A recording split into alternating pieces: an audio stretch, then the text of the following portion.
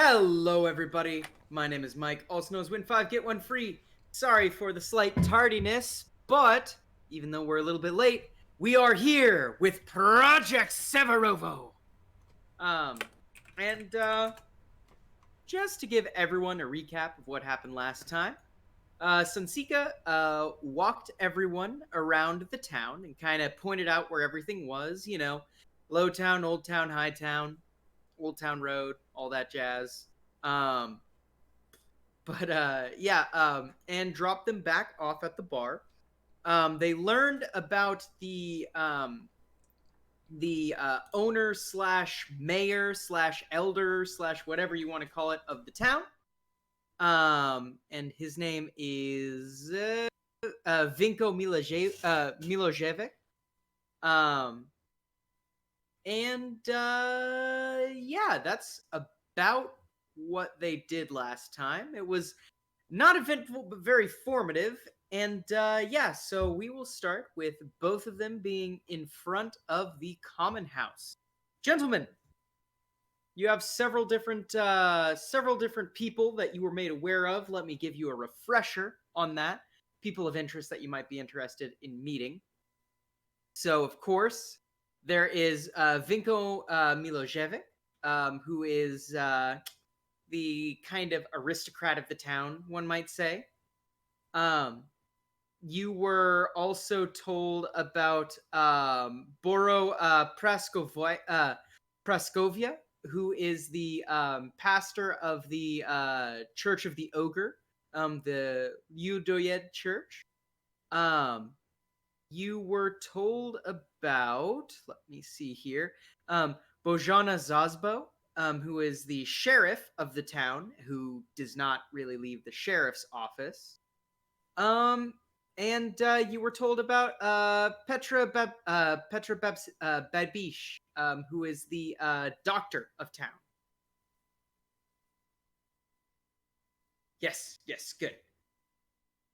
I probably misspelled all of them, but That's fine. If you want me to, I can always copy paste them when like on command. yeah, just like to a small sheet of like people to know. Oh yeah, let me give you guys a note for that. I was gonna say this is basically this is phonetic spelling. This is useful. I probably have a better chance of pronouncing these.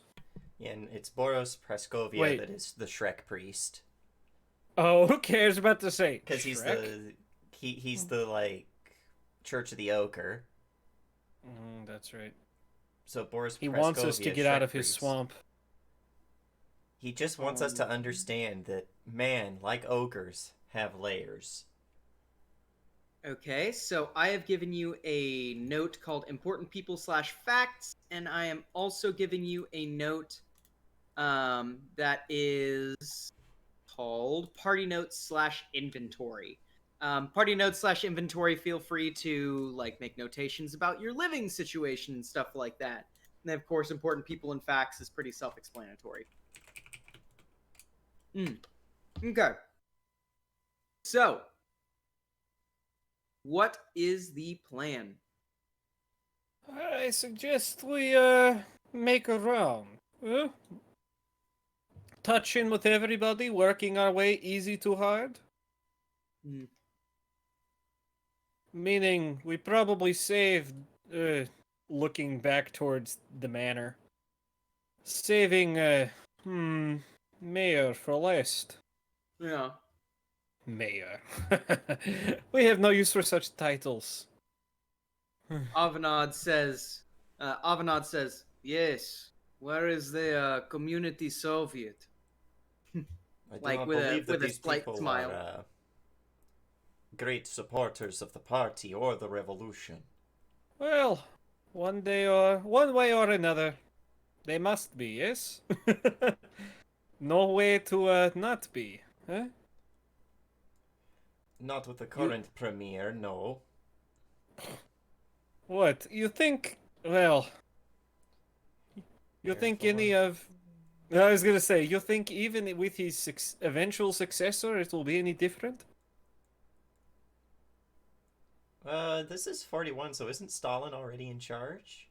Yes. Yeah, I was gonna say, so his eventual successor, because everybody knows people don't live forever, and eventually Stalin will have to, you know, I'm just no wondering longer if be premier. I'm just wondering, did they know who was going to be premier after Stalin? Oh Nope. no, absolutely No not. There was a idea. huge Because fight. I remember that there was like a huge kerfuffle about it. Yes. Yeah. More or less, someone, I forget his name. He took power for about a year, and then he got ousted. Wasn't he Yeah. the Because, leader of the KGB? no, as a matter of fact, I'm trying to think. In a lot of ways, it was a pity because he actually tried to make communism work. Mm. He fed the people better than they had Yeah. been fed in a long time. Yeah. He, cared for the people. Freedom, land, bread. And then the council more or less said, yeah, we want more heavy machinery, and you're not giving us more heavy machinery. You're out. Mm-hmm. And so he more or less lived in exile the rest of his life. Then it was Khrushchev. Khrushchev. Yeah. Khrushchev. Yeah. Bury you! And then after him, I'm trying to remember who that. Gorbachev. Yeah. And then. And then nobody. And well, then a relevant guy. Yeah. yeah. Well, no. Hold on. Because after Gorbachev, it was what's his name? The like super moderate candidate, and then the aristocracy retook over with Putin. Careful what you say, or else we're all gonna die. Hey, I'm gonna say something real quick. The Russian government is mostly illegitimate, and if they want to poison me, joke's on you. I want to die. It's Malenkov. He ruled. Well, he was premier from the 5th of March in 53 to the 14th of September in 53. Hey, he did a So. better job than President Harrison. Anyway, enough of the history lesson. I'm sure these people are here for role play. They're here for weird, spooky shit. They and are. I just want to say, that's human history. Hell yeah, I mean, like Rasputin. If you want to learn about weird, spooky shit in Russia, Rasputin's a real interesting one. But anyway, He drank the I wine, digress. said that I feel fine. yeah. So, what's the plan? What's the order of operations here, boys? Well, sheriff at one point. Sheriff probably first, since we're kind of trying to ingratiate ourselves. Fair. He's kind of the lackey of the mayor, though, isn't he? You don't really know much about the Potentially. sheriff. He spends a lot of time in his office, doesn't he? By a lot of time, people have not seen him leave the courthouse.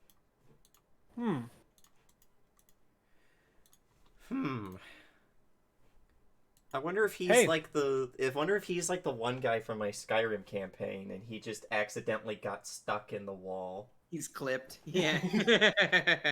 Well, hey, it'll be a lot easier to deputize ourselves if we do that.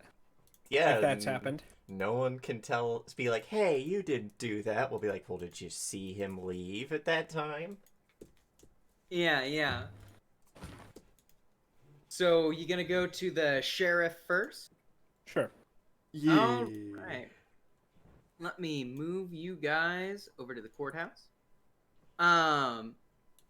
Feel free to put yourself on the map. Where on the map are we? Just like In the outside Okay. of the courthouse. Yeah. I was just like south, north, giant man. Giant Olzig. Yeah. I'll get How that do you fixed fit in a your sec. head through the door in the morning? Communist secret. Only large man may stand against America.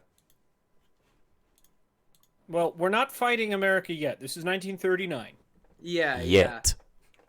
Yes. Okay. Yet. Let me drop Avenant on here. Big boy. And let me I like drop... that Avenant's picture. He kind of looks like he's already scared shitless. Yeah. Well, that's Avenant, And all right. Gary's character looked like he's just kind of dead inside. That's how you know that he's from Russia. That's how you know he's an EOD guy. I was gonna say. I want to die. That's why I went into EOD. How does that go? How do you stay so calm while defusing bombs? Oh, yeah. Well, if it's the right wire, there's nothing to worry about. And if it's the wrong wire, it's suddenly not my problem. Yeah, no, the classic. But yeah, so you guys approach the courthouse. Um, and as you approach the courthouse, you see that the building, all the windows are shuttered, the door is closed. There appears to be roughly no one around here. Even play on hard mode. Mm-hmm. If squeezed too hard, we'll die. But yeah, so there's nobody around here, and there doesn't even seem to be any way to like look in the building. All right. I guess the only thing to do then is to take charge of glorious party. Go to door and knock. Okay, you knock on the door. You And are a boss, man. Don't hear a response. As unlikely as it is for me to succeed, I'm gonna do a listen check. Go for Kind it. of like just put my my ear up to the door and see if I can hear anything on the other side. Sure, and it's completely silent in here, so Ripperonis. yeah, it's still not good enough. You can push it if you want. Probably not. I mean, a 20% You can let- chance. Let's see here. What do I have in listen? In real life, I've got probably a 2 in listen, but in game, Guys, what is it that we always say? I have a 40 in listen. Here at Paradise Theater, we don't tolerate no pussy shit. Fuck. Anatoly, your ears just spontaneously turn to cauliflower ear. Would you like to push that roll, my friend? We don't tolerate none of that pussy shit here. Let's push that roll. Okay, so as a point, for later, before we push rolls, we should discuss what the penalty Apologies. for pushing the roll. Yeah. No, that's cool. That's cool. I hadn't said that, so we're good. So we'll That means say no that the penalty, penalty for right? this one. No, shut up, James. The penalty for this one is you go up and lean up on the door to like really listen intently, and you just push the door open and like kind of fall inside, like right there. Wonderful. I see Hey, you've effected a good entrance. He's that. Yeah. Gets up, dusts himself off. Yeah. So, looking around you, you see that the building is, I mean, it's shaped the way it's shaped. There's one room and then a hallway that goes off. There's a desk at the front end that is completely empty. There's a couple disparate pages on there, and it looks like there's a stamp that is not in its inkwell, just kind of knocked over. In fact, the chair behind the desk is also knocked over. All the windows, of course, are shuttered, so streams of white light come in and vaguely light the room. There's a couple benches that have some chain hooks on the back for people who are in holding at the moment. You would assume. And there is an indoor outhouse right here. An indoor latrine. And it smells like shit, I'm sure. Actually, doesn't It has- smell. Well, maybe it hasn't been used. First things first, let's check the desk. What do we got on the desk? Yeah, so looking on the desk, there's some pieces of paper that have been handwritten mostly. There's a couple typed ones.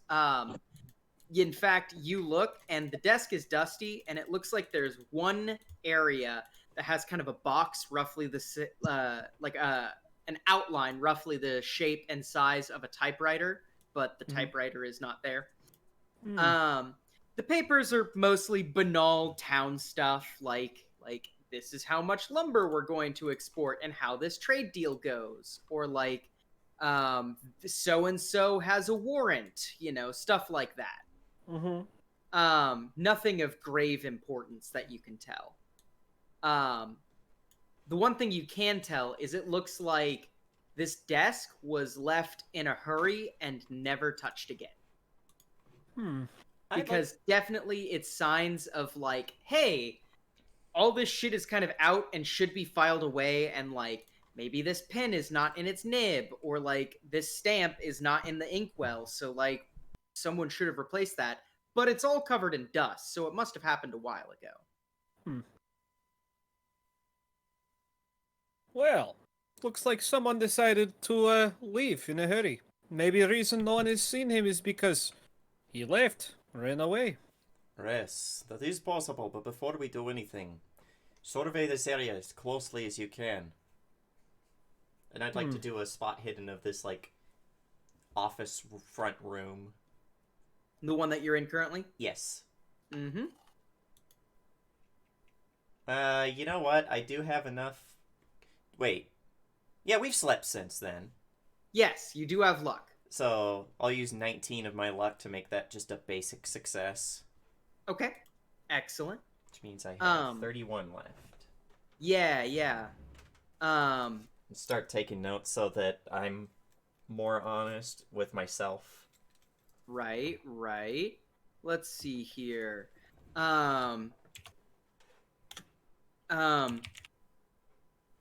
So let's see here. I know you're not at your computer right now, Gary. Do you want me to move you into the building? I am actually at my computer now. Just got to. Gotcha. So I'm not even on that page. Well, yeah. Avanad sits on a desk or sits on a bench, and like absentmindedly plays with one of the handcuff hooks. As for you, Olzeg, you look around the room, and you don't really find anything of much significance, except for when you examine this part of the room. And you're Over kind near of the looking hall. around. Huh? Over near the hall. Yeah, the entrance to the hallway. And you're looking around, and maybe you're about to take a step, and your sixth sense kicks in, right? That's your luck, right? I smell capitalists. Yeah, and you look to where you were about to step, and there is a tripwire. Oh, good thing I decided to use my luck then. Yeah.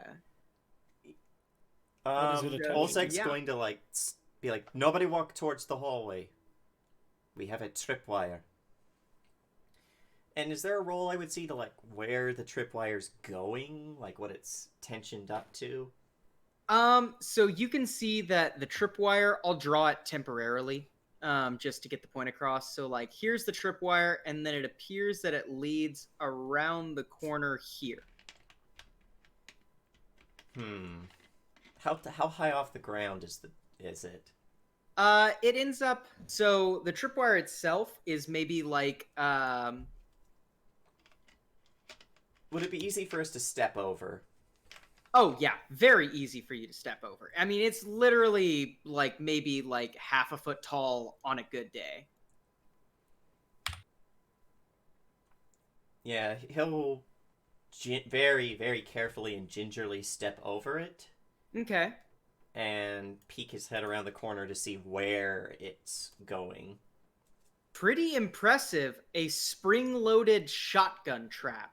So it would pop around the corner, about chest height, and unload 2 barrels from a hunting shotgun. Yeesh. Is there a role that would be to, like, disarm the trap? You know, you have 2 engineers, one of which is a sapper. Yeah, I'm not saying it. I'm not saying I would do it. I'm just asking, like, in general. Yeah, I mean, mechanical engineering would be a fine role for that. All right. Yeah, he's going to gingerly step back over and point to his 2 engineer boys and say, "I need the 2 of you to go and disarm that trap. It hooks up around the corner to the first door on the right. Hunting shotgun, double-barreled, already loaded, spring-operated." On the bright side, now we have a shotgun to go with the shotgun ammunition we've received. True. Kryakov. Yes. Avanad turns towards you and just holds out his hand for rock, paper, scissors. Alrighty. 1, Okay. 2, 3, 4. I declare a So- cold war. So I'm just going to type my answer, you type your answer, and then on the count of 3, we drop our answer. How's that sound? Alright. All right. 1, 2, 3. Damn. Avanad looks at you, kind of hung dog. steps over the thing, walks around, and he'll do his mechanical repair roll. And then we have no more Alpha. Oh no, Poor- he's like not in like danger, but like he might accidentally set it off if he fucks it up. Oh wow, nice job. Yeah, Avanad Yikes. like What are with these fumbles rolls? with it. Yeah, right. Avanad fumbles with it, and then you hear like a loud clack. He goes shit, or he goes like short. Drop the shotgun, but we're safe. Yet. Yeah, I yeah. don't- Picks up. Oh, go ahead. Nobody goes any further until we are certain that there are no more traps. Yeah, you Speak- he. Oh, go ahead. I was gonna say, with that, probably. No, never mind. Yeah, he reaches. You guys continue on. I'll Yeah. cover our rear. I'm already getting a bad feeling about this place. Oh yeah. He reaches down, picks up the shotgun, and tosses it to you, Kryukov. Yes. If Fumbles with it. Bam! Hole in the And roof. Kryukov loses his head. Reroll character. No. have shotgun now, yes. Yeah. But yeah, Avanad kind of stands there and goes, "You want me to continue to check the hallway, or do you want me to check the room?" Check the hallway first. I will see to the room in a moment. Okay. Let's see. Avanad. Krikov, join on Avanad. If you come across any more traps, you know what to do. Okay, let's see here. So As was that's- planned. And Anatoly, can I speak with you for a moment? There, comrade. What is problem? You are the most human-minded of my current entourage. I'm not so sure that's a compliment, but I will take it as such. Why do you think we would come here? It has clearly been abandoned, but why set traps in a courthouse? Well, you are afraid of someone coming in. But who? You want to protect yourself from, well, if I am not going crazy, well, then what not? The darkness? Although that seems kind of strange to set a trap for. This trap is designed to kill human, yes? At least humanoid? I can't think of many things that can dodge a bullet. Well, then, well, you see, is a chest height. So, not dogs. Go right over. Probably not boars. bear or boar. Probably not bear, or black bear or boar. Grizzly, you don't want to do this because, well, shooting grizzly with shotgun is just plain bad idea.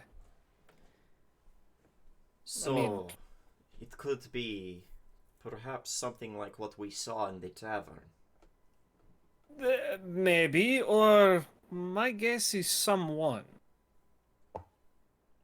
What I am saying is, would you set trap for Truckman? I wouldn't.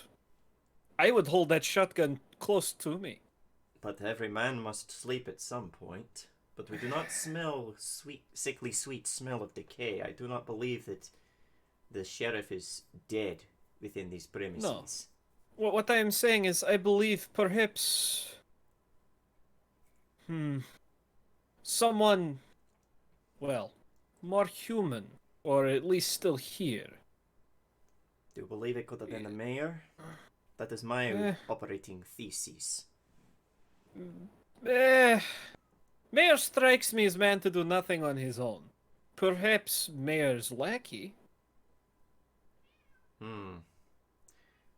Whatever the case, I think we should be extra careful. Perhaps. His problem, very definitely. Make sure Let that you us- check the drawers to the desk before you leave. Oh, good point. Actually, should I make... Yeah, let's make a roll to see if there's anything funky with the desk. all right, excellent.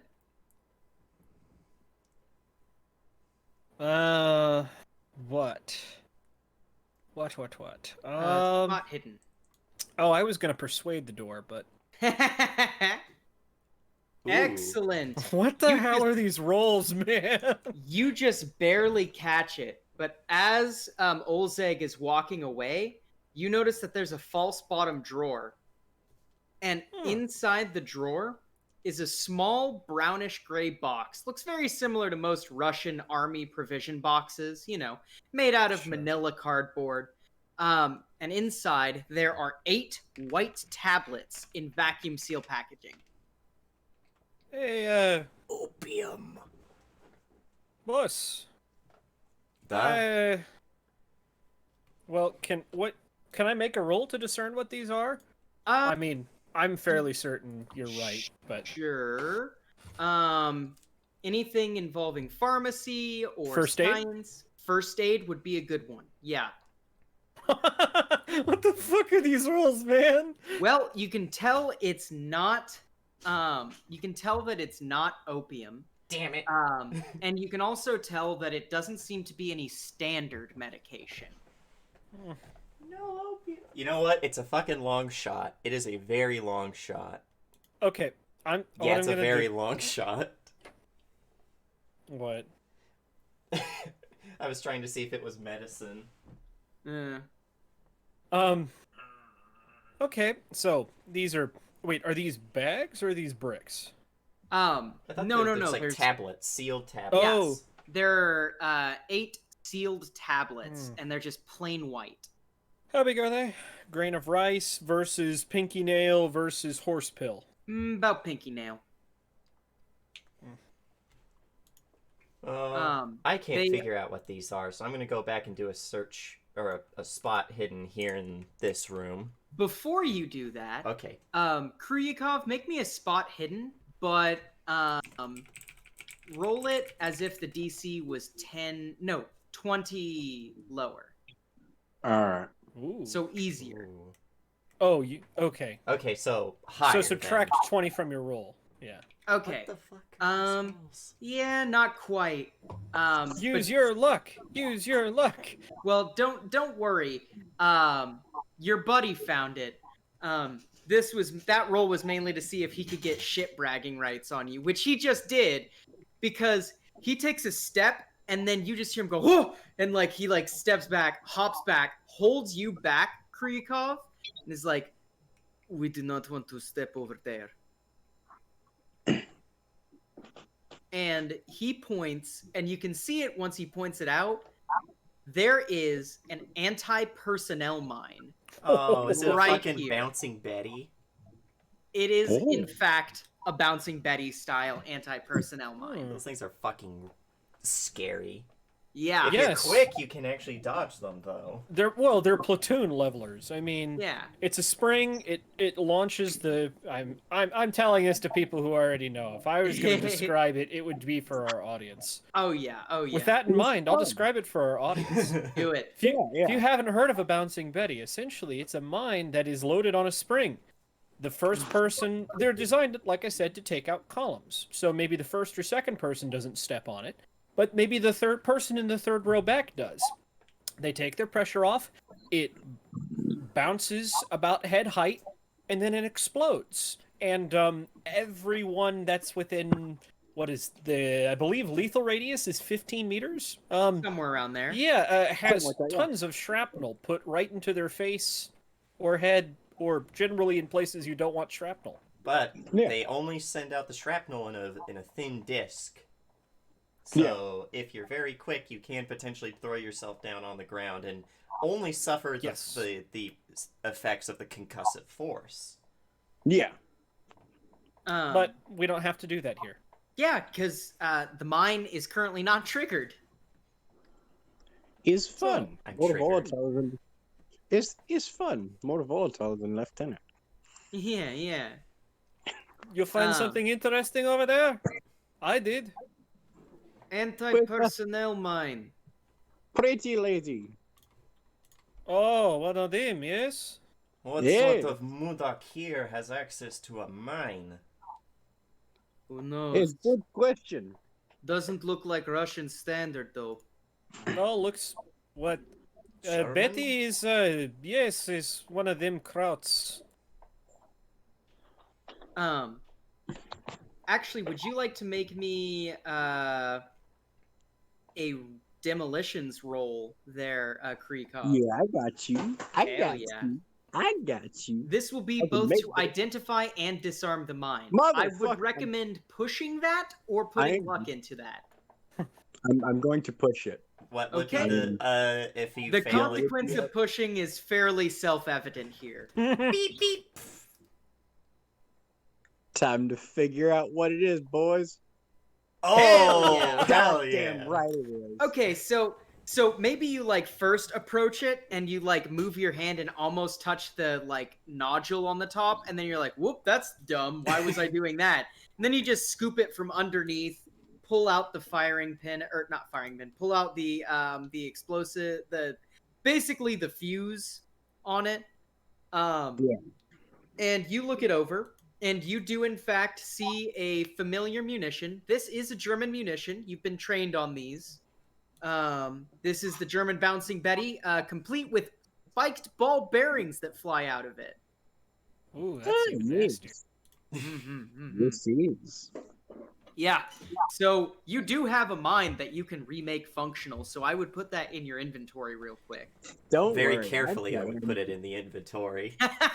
I mean, it's disarmed. Fuck it. I'll chuck the bit. No, I'm just kidding. Yeah. I'm Next joking. thing we knew, he didn't have no legs.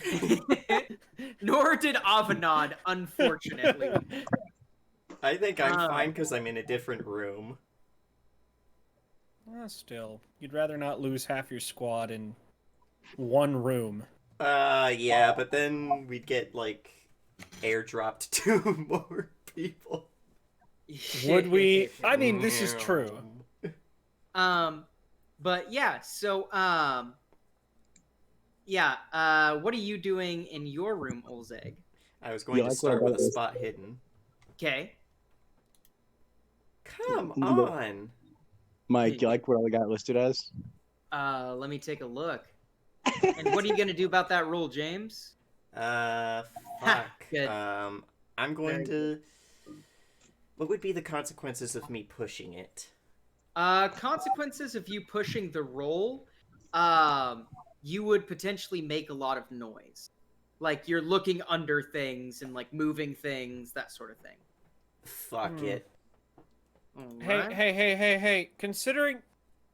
I didn't see the roll. I succeeded. He succeeded. Okay. I was gonna say, considering he's making that a bad thing, maybe that's important. Yeah, you look around this room and you notice a couple things. This room has been cleaned recently, but not so clean as to arouse suspicion. This is clearly a place... You notice 2 things that stick out to you that you normally wouldn't have noticed. One, the table still has some crumbs on it, and they are not stale crumbs, right? It's like food that was probably fresh a couple hours ago, even. We'll collect those for the men, because we're Russians, which means we're always starving. No, they're like actual crumbs. I know. Oh boy! Crumb stew again! You've done it! You've outdone yourself, Anatoly. And the second thing you notice is you kind of look around these cabinets that are in the room, and you find on top of the cabinet there is an officer's sword. Mine now. Uh-huh. It appears to be a Chinese officer's sword. Oh. Red Chinese menace! No, Yes. maybe he served in Manchuria. Maybe. Well, sorry, that's Japan. No. Russians fought in Manchuria before the big But Bolshevik revolution. Yes, but they fought the Japanese in Manchuria. That is true. That is Yeah, true. but they didn't fight the Chinese. But the Manchuria people are still ethnic Chinese. yes, true. And so perhaps he, I don't know. He got it off of a dead Chinese officer. Chinese military. But I that was was saying. like that'd be like saying like, oh yeah, like Russia and America fight in Afghanistan and the Taliban are a major part. Like no. Like yeah. Yeah, but yeah, so that's I'll what you keep that find in sword. there. Okay. Excellent. Anatoly, I noticed you moved. What are you doing? I need to add a new weapon. Oh, you said Anatoly. Yes. I thought you said someone else. Let's check out this latrine. Let's go ahead and use our. Also, Well- is this a infantry officer's sword, or is this a cavalry officer's? Is it a sword, or is it a saber? It's a sword. Okay. So Yeah. infantry. Mm-hmm. Let's see. And you don't even need a check on this one, Anatoly. This latrine has been recently cleaned. Like, it's got disinfectant powder in it right now and everything. Okay, this does not add up. Who booby traps a place and then continues to live outside of the protections? Good question. Maybe. I understand this is, only place to take shit. But. Also. Does not make sense that.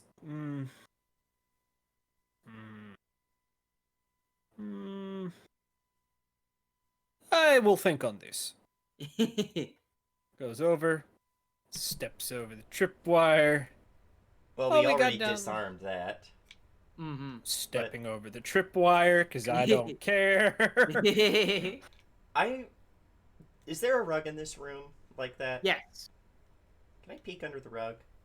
Yeah, you look under the rug and there is a Or slightly more dirty floor underneath. What? It looks like there are actually stale crumbs and like food stuff, like not like big food stuff, but like tiny little pieces that have just been swept under I it. don't know. There's just some part of me that's like there's a secret here that I didn't find. What would it? Is there anything on the shelves other than the sword? I mean, the shelves are fairly bare. You find some silverware and plates that are not dusty. Inside the porcelain? pantry, huh? Good porcelain. Nah, not really. I mean, they're just like clay. Mm. Like pretty standard poor eating utensil.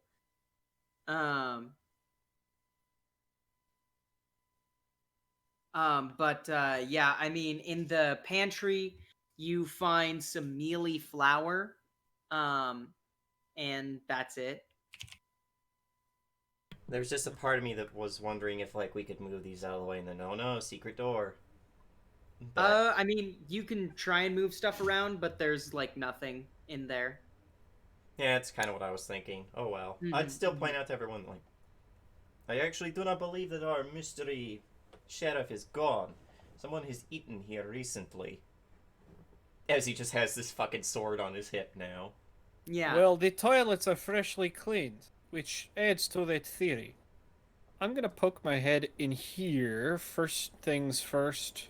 That's like the courtroom, Hmm. right? Well. Yes. So, Anatoly, you try and open the door, and the door is locked. But make me a listen check. Can do. Oh, yes. You hear the faintest clacking of a typewriter. All right, gun out. I'm starting hand signals, like stop, fist up in the air. NATO will not be invented for many more years, comrade. No, Yeah. just kind of a stop. Mm-hmm. Points at the door. Stop. Wait. Ears. Fill my cup. Put some liquor in it. Yo! Motion. Sorry. Test the door very. You said it was locked. Yes. Is there a lockpicking Well. skill? There is. It's called and- locksmith. Yes, and your friend Avanad has 51 in it. Motion to Avanad. Yeah, Points at the lock.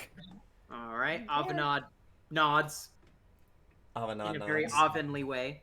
I'm gonna stack up behind him on the door. Oh God. He could make that if he has luck. He doesn't have enough luck. Shit. Wow. If he pushes that, I don't know, he could break his lockpick set. Yeah, no, Avanad, I think if he pushes it, he makes a very large amount of noise. Actually, but let's do this smart.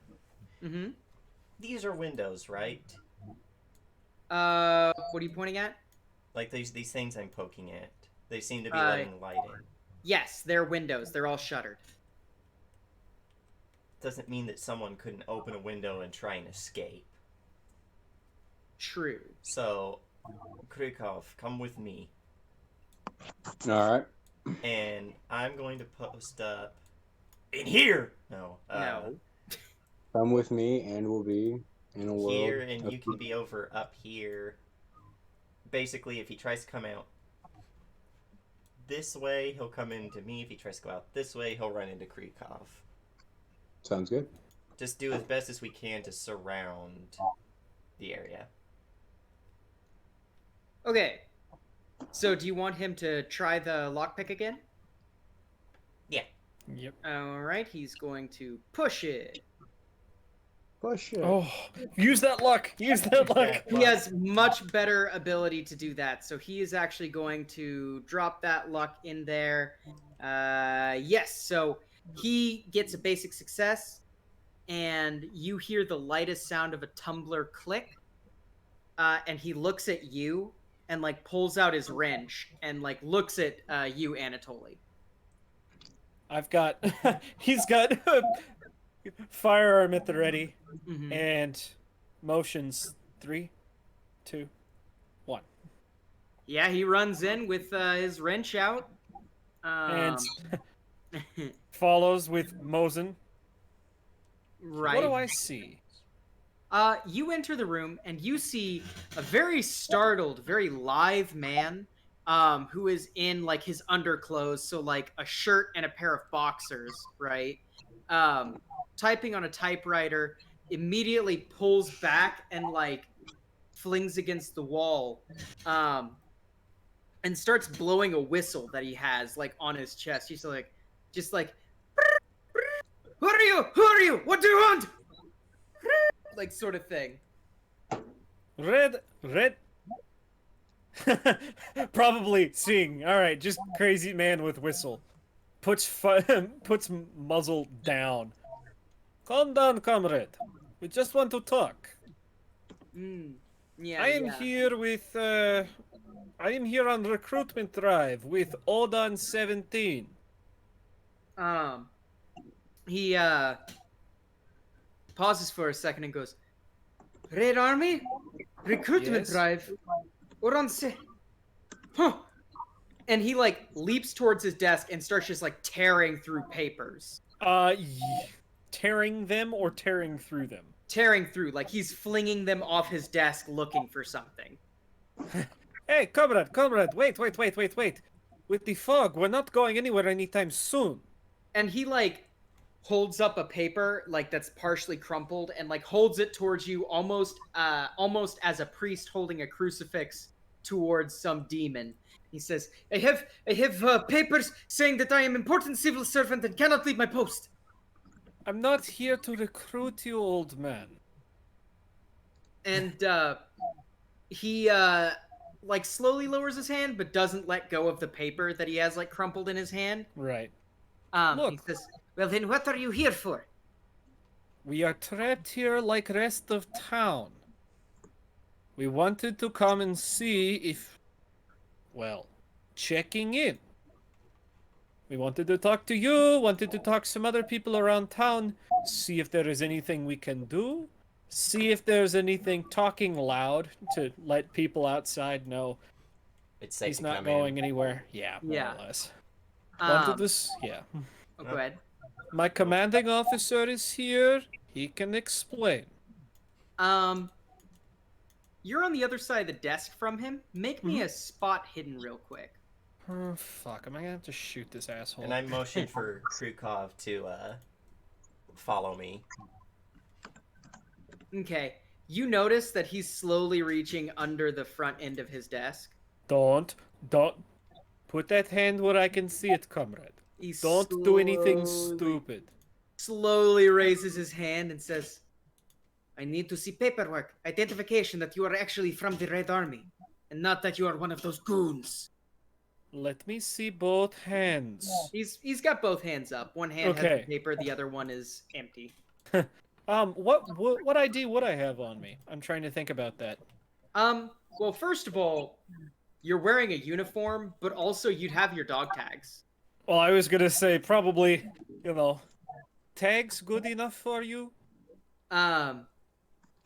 He says, maybe they are. Let me see them. And he, like, holds his hand out, like, demandingly. My friend, you can see them from right there. If you he want looks at you. papers, you can talk to my commanding officer. He's And- right outside door. Yeah, and he looks at you like a viper about to pounce, right? But he's not making a move. You can tell that he's incredibly, like, tense, though. I'd I'm like going to. You enter. Going to say, I'm coming around the desk. I don't want anyone to get hurt. That is why I'm doing this. He, as soon as you take a step to the side, he kicks part of the desk and, like, the revolver under his desk flips out. He grabs it and he points it not at you, but at himself and says, I will be infected!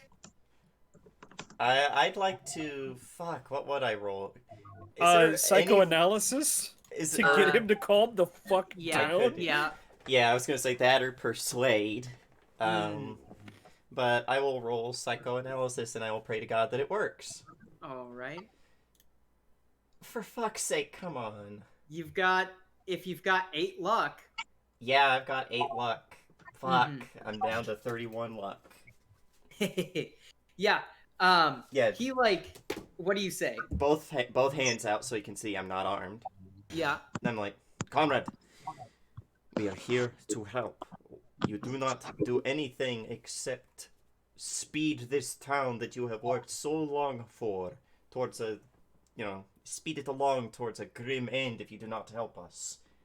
Just step back for a moment and breathe. No one is here to hurt you. He takes a moment, and he doesn't take the gun away from his head, but you can see he, like, loosens tension a little bit, and he thrusts out the paper towards you and says, I have papers, and I need to see your papers as well. Yeah, I probably not only hold up, I, like, pull out some official documents I have. Probably, I would imagine. Right. But also show the badge on my lapel that I'm part of the KGB. Right. Like, my name is Junior Lieutenant Oleg Malganovich. I am here with the State Protection Service. He hands you his paper. And on his paper, it says, Is this an official document? Yeah, actually it is. It says, Bojana Zazbo, or Zabo. And it's actually a Red Army paper as well. And it appears that he has been sent here as part of Odon 2. As basically a peacekeeper. He's not wearing a uniform right now, clearly. He does not have a service standard weapon at the moment. He's just got some shit fucking, like, 32, like, revolver that looks poorly maintained. And he most certainly does not look like he would currently fit Red Army standards of physical fitness. He is thin, like, scary thin.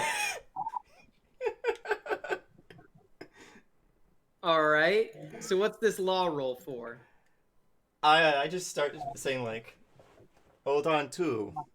Well, I will overlook the fact that under Red Army, Code of Conduct Section 1, you are no longer in your standard uniform, which if you are here under official capacity, you would be expected to wear uniform when interacting with any and all civilian personnel. And just, like, go off of that and then just be like, yeah. Just to kind of prove, I know my shit. I'm not here as, like, a fucking toady like you thought we were. Yeah. And, he says, he like slowly lowers the handgun, sets it down on the table, and then snaps to attention and is like, I am so very sorry, Lieutenant Malganovich. My apologies. And I like, will overlook this for now. yeah. And like the look you see in his eyes, this guy is not loosening like tension, but he's definitely deferring to you now. Yeah. Did he have a rank on his thing? Yeah. I mean, he's just labeled under specialist. So specialist Zazbo. Yeah, or Zabo. Yeah. Zabo. Yeah. At ease, specialist Zabo. He goes at ease. Where is your uniform and your weapon? I had to barter them to stay safe. How long have you been here, my friend? He says, I believe it has been 2 weeks. Hold on, 2 has been here And 2 weeks? Just as a reminder, this directly conflicts with information you've been given. Yeah, that's yeah, what I was... looked down at the paper. When was this paper issued? This paper was issued in 1935. What day do you think it is? What day and month? Or better yet, just tell me the month and the year. What is the point? What is the point in looking at the month or the year? They're fucking here, and I must root them out, and I must stay from them. Is he still got his, It's on the pistol? table. Okay, can I sleight of hand the, pistol? Just because Absolutely. I would rather not... Yeah. not have to deal with that again. Yeah. Alright, we're gonna... Oh, fuck! Sleight of hand, you push it to him. Yeah, You know if what? you wanna, Here's the thing. If I you wanna burn... Oh, go ahead. If I want to burn all of my luck, bar... Yeah, I have 50 luck. So Yeah. if I burn 44 of it, it's a basic success. You could But- push it, and the risk is that he snatches the pistol before you. Okay. Let's do it, and then I can always push it, because unless I roll a 99. True. Fingers crossed. Now that I've said that, though. Woo! Nice. Yeah, you snatch the pistol up real quick, and he looks at the pistol, and then looks at you guys, and then, like, tenses up, like, majorly. No, comrade, it is just so we can talk, I promise. He says, all right, that is fine. The There's no reason I problem. ask is because these papers were issued in 1935.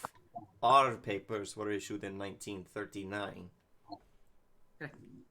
Right. I see. And I like, don't think you do.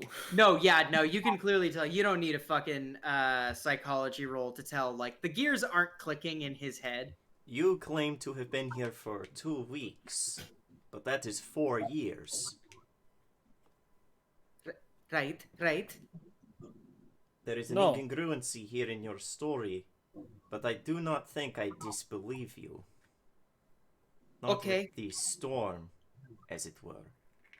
Yes, sir. You claim that you see things, yes? What is here? What do you see? Those goons, those dogs, they come in at night and try to ransack the area. These goons, who do they work for? And he, like, ducks down and, like, looks left and right and, like, ushers everyone to get super close. Yeah, I'll pity I have a him. pistol. I Yeah. was gonna say, I have a pistol. Go Yeah. ahead. I'm not And worried. he, like, really quietly to all of you just goes, Malice. And he, like, leans back as if he's just, like, said something he really wasn't supposed to.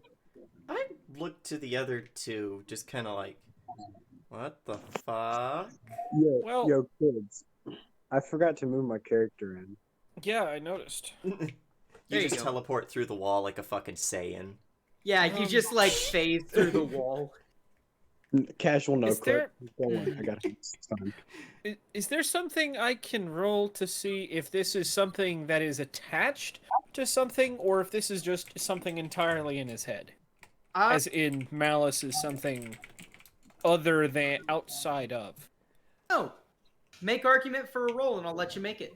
I'll let you Roll roll to see if he's first. schizophrenic. What'd you say? I said roll to see if he's schizophrenic. I mean, could just roll psychology. Is he just completely fucking bonkers, or is there something attached to that? I guess I don't know. You could do that, totally. Okay. That's psych. Clearly, the man is having. The terminology would not be a schizoaffective episode at the moment. That wouldn't come around until like 1950s. But he's having a bad time. He's clearly paranoid. And he clearly has a he clearly has like some sort of like his brain is making like weird leaps, but it's hard to tell what's reality and not with people like this because they thoroughly believe it. So it could be truth, it could be fiction. And then we get into the psychological thing of, is their reality any less real than our reality? Exactly. Yeah. And that's the fun bit. I'm going to try and persuade him to kind of tease out more information for us. See if I can't get him not calm down, because I don't think we're going to calm him down, because I think he's having a psychotic break. But you know what I mean? Kind of like get more information out of who or what is malice. Yeah.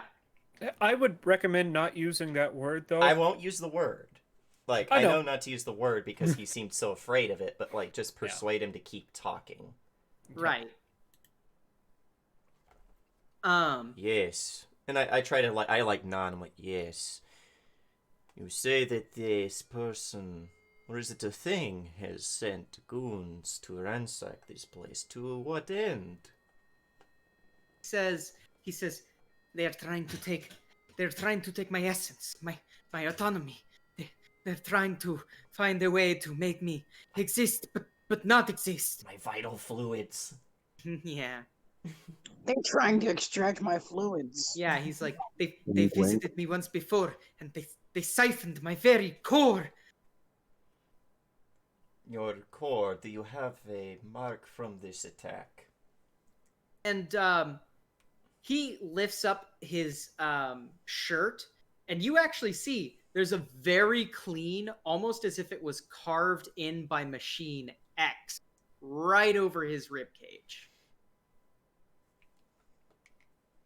That's not normal. Nope. That's that's what people would say. That would be normal if things like that were normal. But that's not normal. I'm glad I'm glad we've worked that out. That it is would something... be normal if it was normal, but it's not normal, so. It's so scary. Yeah, like, Olsen kind of looks over to the others, kind of like twiddling with his fucking beard, but he has this look on his face that's like, you seeing this shit?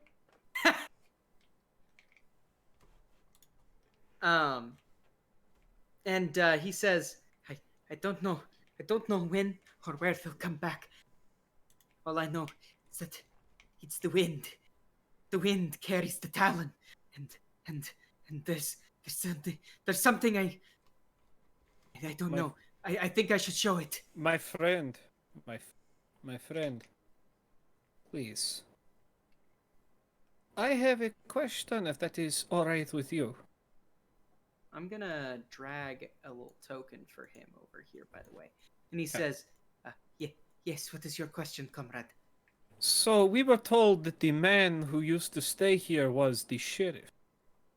You are not the sheriff. I am the sheriff. The sheriff was hanged, and I am now the sheriff. When was the sheriff hanged? Roughly 2 weeks ago. Have we heard that? Nope. There's gallows outside. Was there anyone on the gallows? That doesn't matter. I think... Wait, there was once upon a time, wasn't there? But then there was wasn't? someone, when you first came into town, there was someone hanging on gallows, and then mysteriously the next day, that person was just gone. Oh. And they seemed like they had been there for a while when you first came into town, too. but too much So, shit was happening. could be these telling the truth. You said that you had something you wished to show us? Yes. Please, you have to promise to not court-martial me or to judge me. I will not. You have my word. And he walks over here, and what appears to be a solid wall, he pushes his hand into one of the bricks, and the wall swings open, right? Mm-hmm. He walks into this hallway and says, "When I first arrived in town, the sheriff was horribly corrupt and was under the sway of these beasts, these creatures, these goons. But I solved it, as was my mission. I was sent out here to deal with erroneous activity, and now I am the sheriff, and I am the guardian of these people. But if these damned goons..."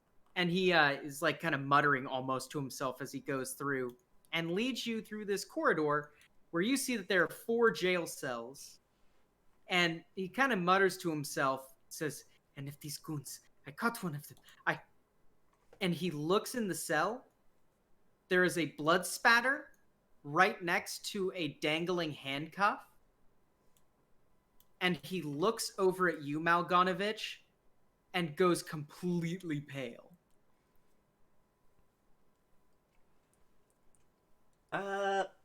Yeah, I'm Malvganovich is visibly befuddled by all of this. He's very confused.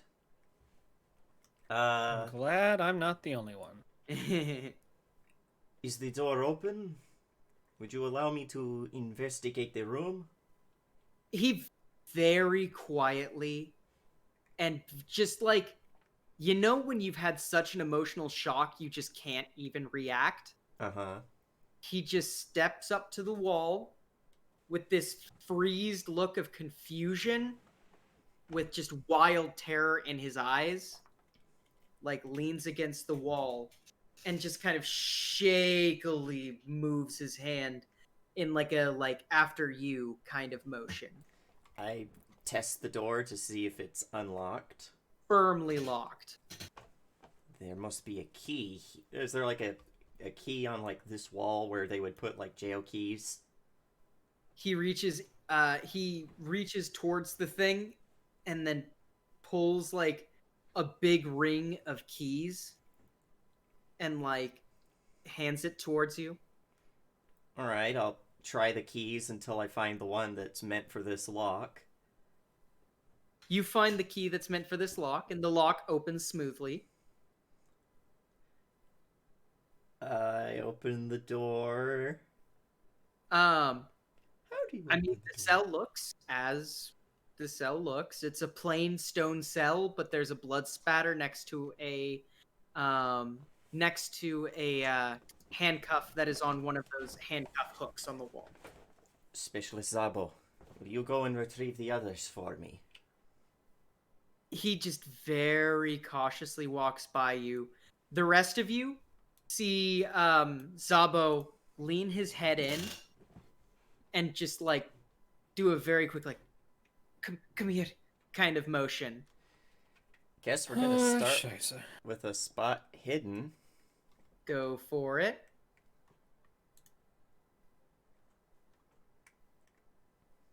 All right. So you look around, and the blood on the ground appears to be fairly fresh.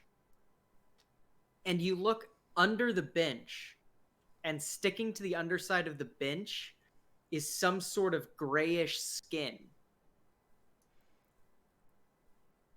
The handcuffs have traces of that skin as well. I'm going to pull out the sword and use that to try and drag the skin out without touching it. Yeah, it flops to the ground. What did you find? I Boss? don't know exactly. What? So that means you found something, yes? It kind of skin walks over and the fuck is that skin? Yeah, is this like, did someone get their fucking, did they get flayed? Well, It looks like yes, I would like a first aid if you want to identify it. I can make that a basic success. That'll take another 8 points off of my luck, yeah, Okay. if you want. which points it to 23. Yeah. I still have 10 in my life. Shut up! So you look at it, and you notice that there are 5 nubs on the end of it, quickly letting you realize, oh, this looks like it might have been a degloving incident. Mmm. It's stuck to the bottom of the bench. Did this thing go... I'm gonna look back under the bench. Is there like a fucking way it could have like squeezed itself under? The only thing that's in this room is a small drain that is roughly, I'd say, 3 inches in diameter. Does it look like... But then how'd the skin get under the bench? I'd still like to look at the drain. Does it look like the blood has gone to the drain at all? No. The blood is relatively fresh. But it is not, it's not very viscous. Or which is it more viscous or less viscous if it's more like tacky or gummy? That's More viscous. viscous. Viscosity is the resistance to flowing. Thank you. I will now be able to remember that forever. It is fairly viscous. A little bit more viscous than most blood that you've seen. It's like a barbecue sauce. So, viscosity means one of two things. Viscosity is an indicator of freshness, yes, but viscosity is also an indication of where in the body the blood came from. What's the coloring? It is like a pretty fresh crimson.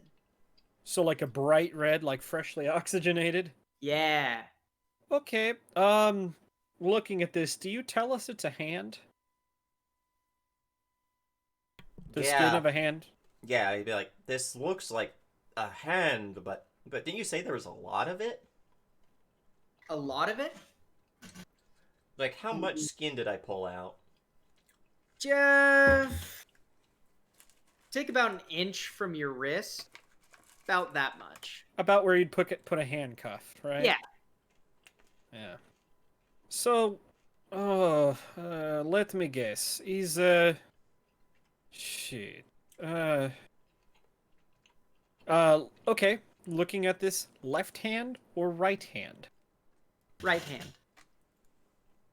hand. Any discerning marks on the skin? It is very gray.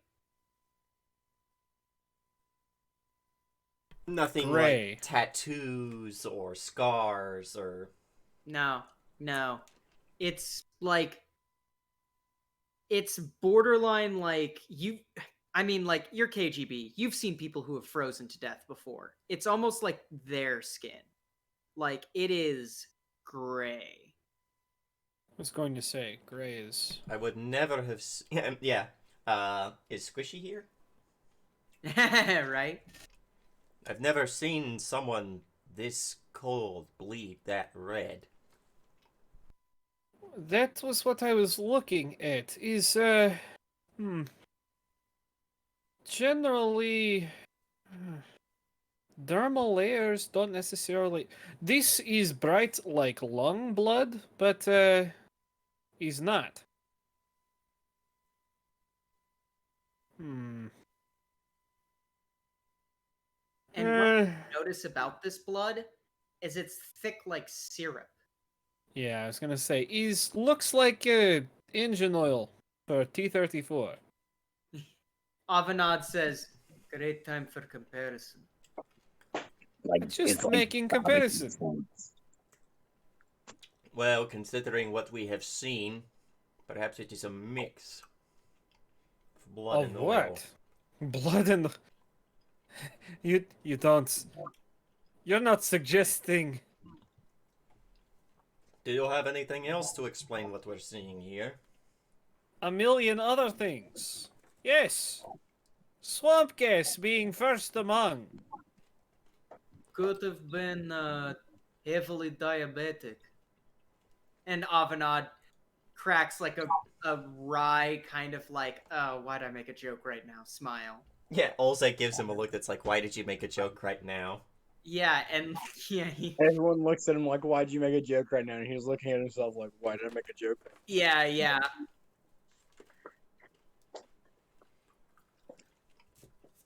It's just...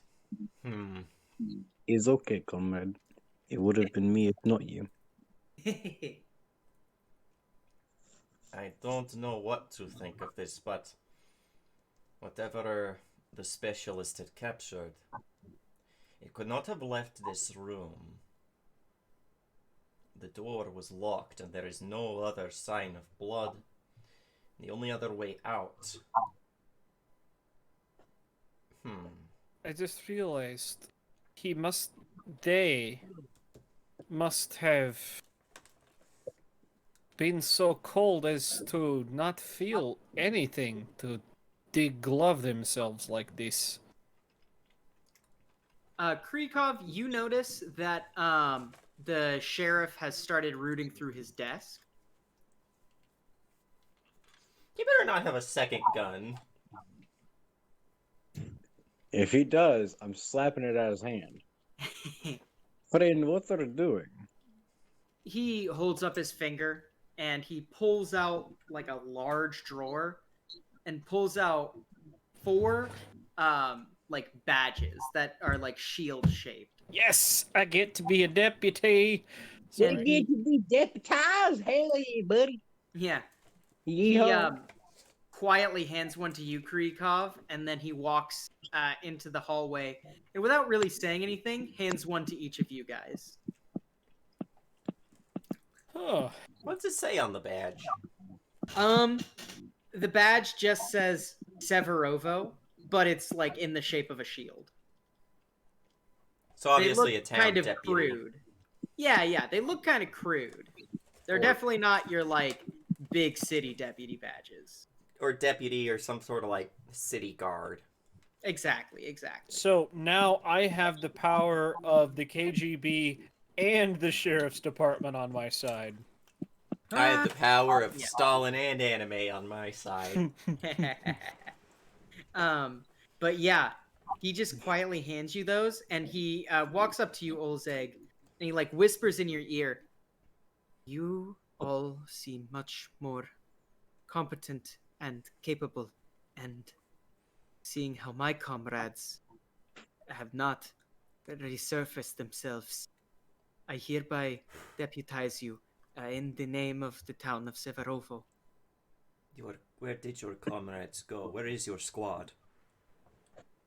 And he just keeps that same pale, silent visage. But you can see in his eyes the look.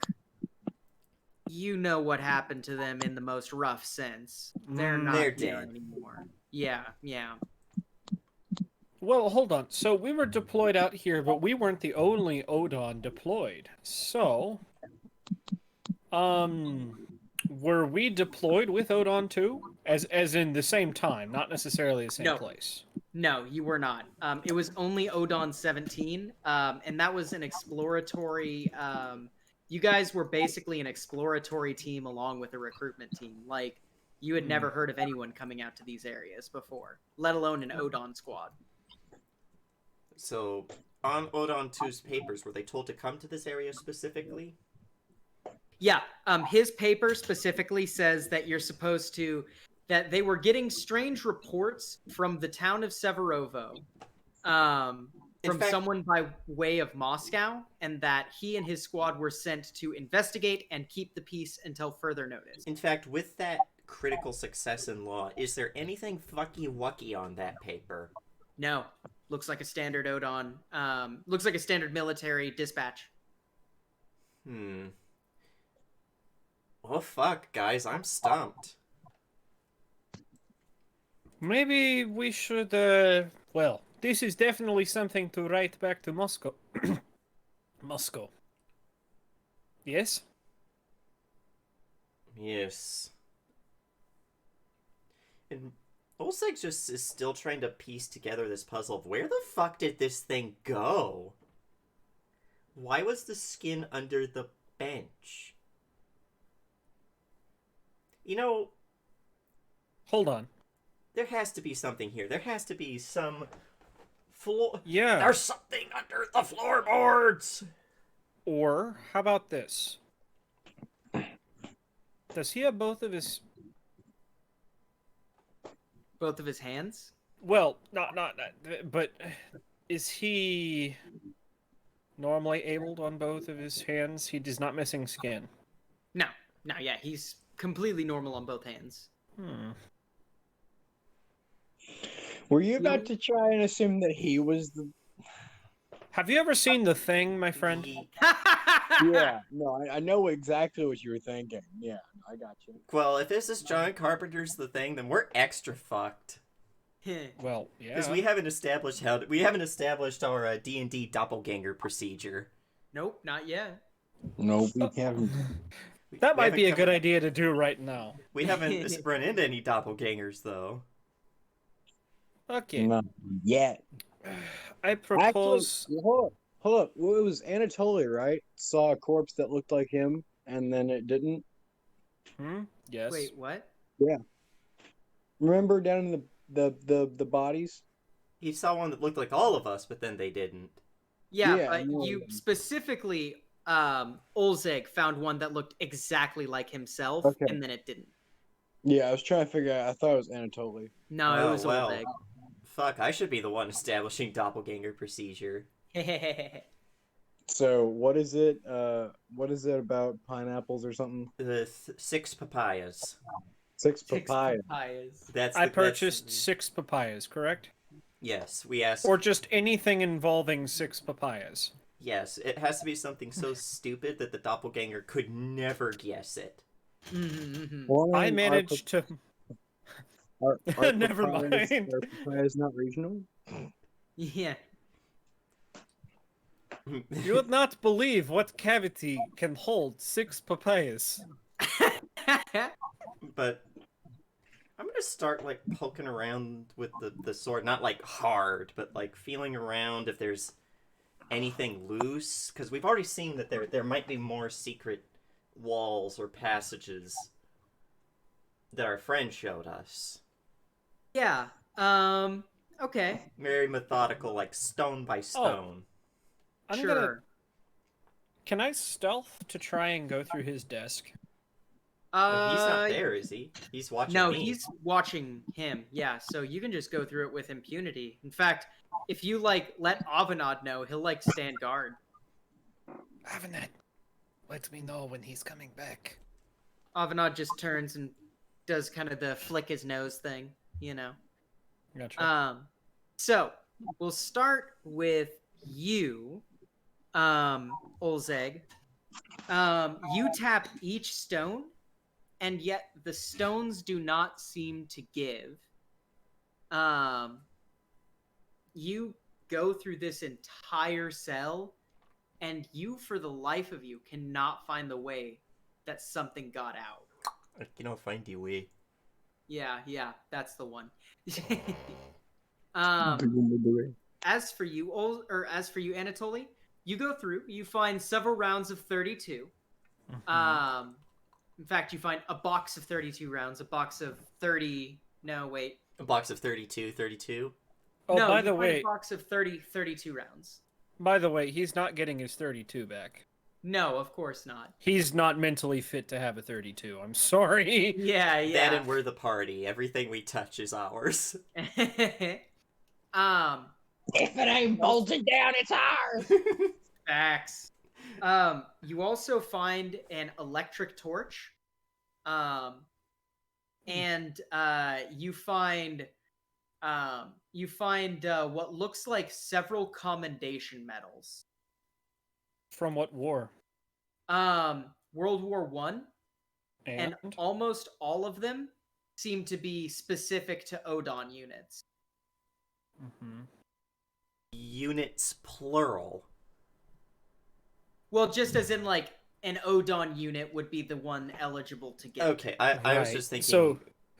So they're not. Yeah, the medal is not specific to like. They're the same no matter which Odon you're in, but Exactly. it designates you being a part of a Odon. Yeah, an and Odon. like on technicality, anyone could get these, but because Odon is primarily military policing and clandestine affairs, like they're the ones that are like gonna be getting these medals, you know. I was just wondering if there were ones that were like from Odon 2, and then there's like some from like Odon, I don't know, 5, and then one from Odon Looking 7. at them, you find 4 names, one of them being the name of the sheriff, the other 3 being names that I will tell you as a DM are inconsequential, but match up consistently throughout the medals. And they are attributed to his specific Odon 2, which is Odon 215. Okay. So essentially, these are the dog tags of him and his squad. Yeah, in a way. Dog tags, this is commendations, all that jazz. Yeah. So more or less, he was there when these people died because he had to collect them somehow. Right. Guys, I'm still getting a huge The Thing vibe.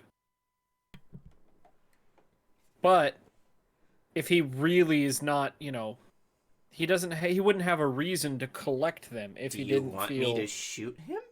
Hey, Anatoly, make me a spot hidden, by the way. I will shoot him if you want.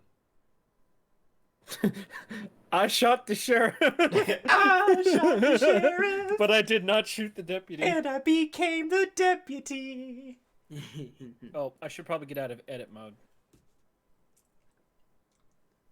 So, good thing you got a hard success. With a standard success, you wouldn't have really got anything.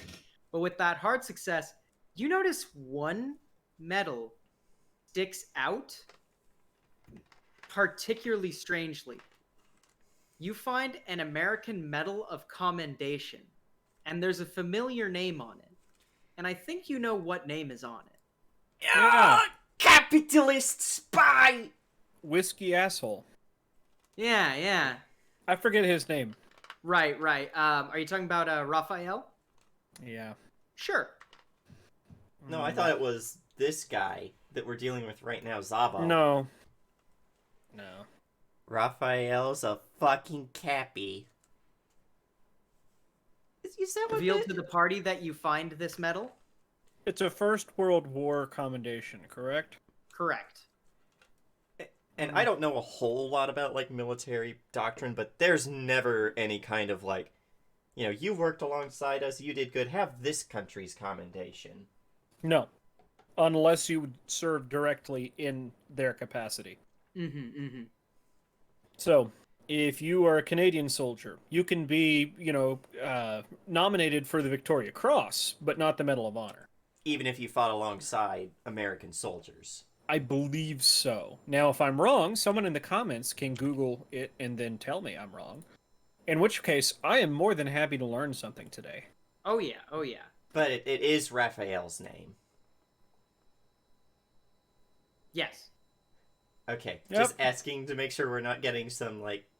Because you're like, I'm sure you know the name. Then you're like, yeah. I was just like, is the DM fucking with us? Yeah, well... What's that fucking smile you've got? That's your I'm What fucking smile? with people smile. I don't know what smile you're talking about. I'm Hey, gonna look, grab... Eat Hey, them, looks taste like the a metal. Is it possum. made of candy? He looks like a possum eating shit. I tell you what, brother.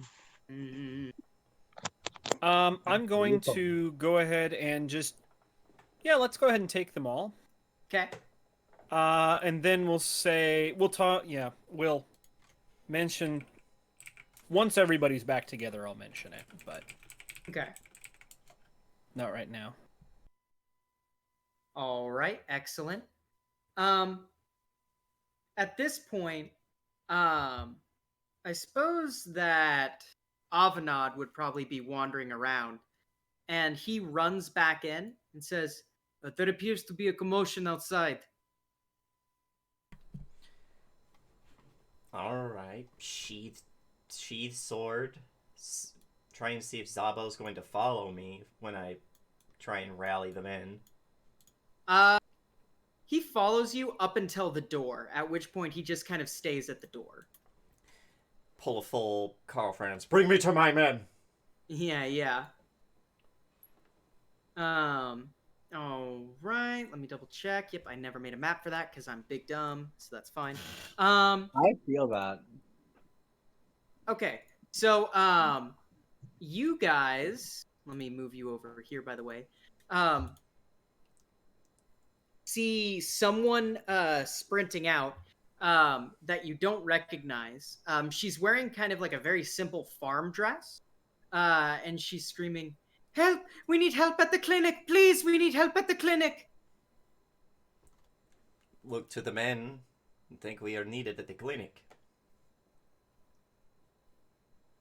I would think so. Yeah. Okay. So you guys all rush to the clinic? Yep. Mm-hmm. Stay in formation. Yeah, you guys all run to the clinic. And the clinic is a kind of older building. It's just new enough that it has a radiator in it, but no newer than that. It has a makeshift modern medical area set up with a couple gurneys and a restriction screen and some IVs and even an EKG machine that's running on a generator. A late Say what? 1930s EKG. That thing's probably the size of a house. Yeah. It's pretty fucking big. You get to the front of the clinic, and there's a man there who is wearing street clothes, but has like a rifle in his hand, and he's standing in front of the door, and he holds out his hand and goes, "Hey, Holt, who are you?" We are deputies. And looks at your badge.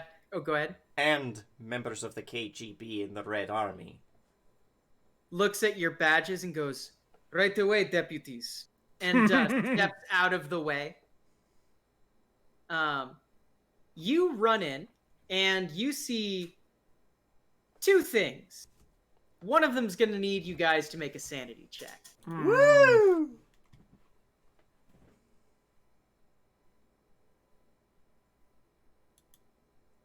Can I use luck on a sanity? No. Can I push a sanity? No. Oh, we can't push sanities. I thought we could. Oh, wait, no, you can. It just costs double sanity if you fail. That's right. But I still can't use luck on it? You cannot use luck, but you can...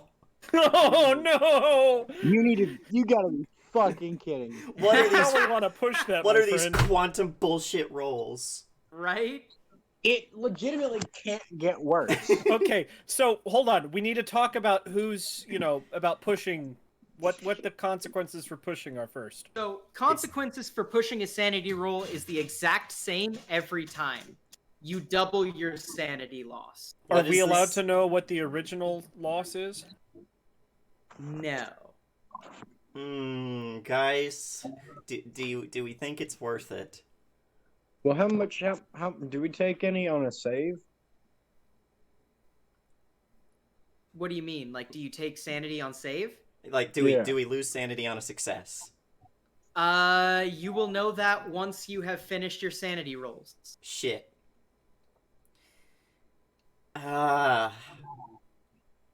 Like, for you, I think it's... Because I think I've only lost, like, 2 or 3 sanity. Mm-hmm. I don't know I how didn't much start I've out lost. with much sanity to begin with.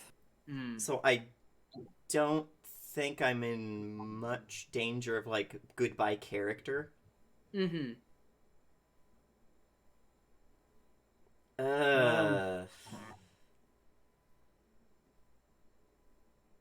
These are tough rolls. Once you play Call of Cthulhu the way you're supposed to, shit gets a lot more tough. And I love it. I'm gonna flip a coin. Alright. We don't tolerate no pussy shit. Hey! Yeah! Let's push it. Yes! Alright. Avanad can't really... I mean, he's at a 45. I guess he can afford to push it. Yay! Okay, so Sorry. Kryukov, you are going to take 400. 6 points of sanity loss. Oh, Oh, wait, God. no, hold on. That's actually going to be 10 points of sanity loss. You no longer have control of your character. Correct! Oh. So, first things first, I want you to tick that temporary insanity button. Second thing second, I want you to roll me a 1d10. I'm sorry, Gary. We led you astray. Okay. So which one does this go on again? How many? Which number do I do? The left one. Mm-hmm, The left one. You'll need to edit your character sheet. Yeah, no, I know. Okay, let's see here. Sorry, I gotta pull up my sanity table. We led you astray, my friend. I'm sorry. Ah, you're fine. You're fine. Okay. It's not fine. All right. I know, but if I lie to myself, then we can pretend it is. Okay. I appreciate that. And okay. So roll me one more 1d10.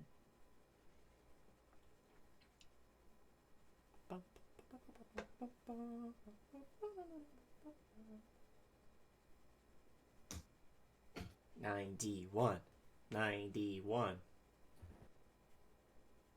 Shut your whore mouth.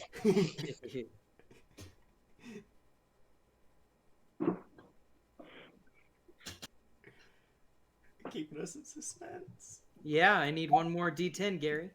Yeah, 9 and 1. Yeah. Oh, there it is. 9 Yeah. and 1. Okay, there we go. Okay. I was like, do you need a third one? No.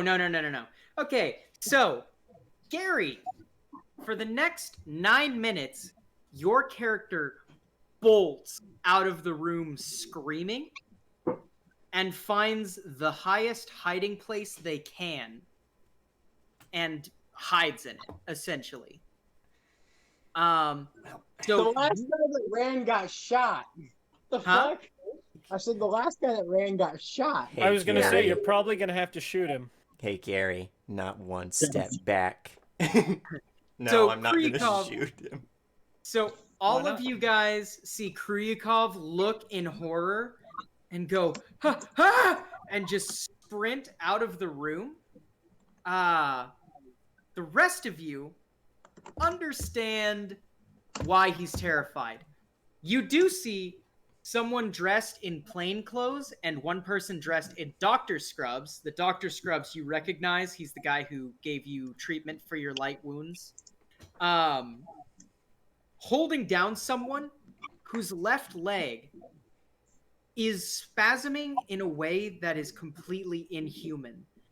It is spasming so fast that he like it's breaking. It's breaking as it spasms, and you're hearing these crunching noises. The knee is locked into an outright position, and it is moving in a completely random circular direction.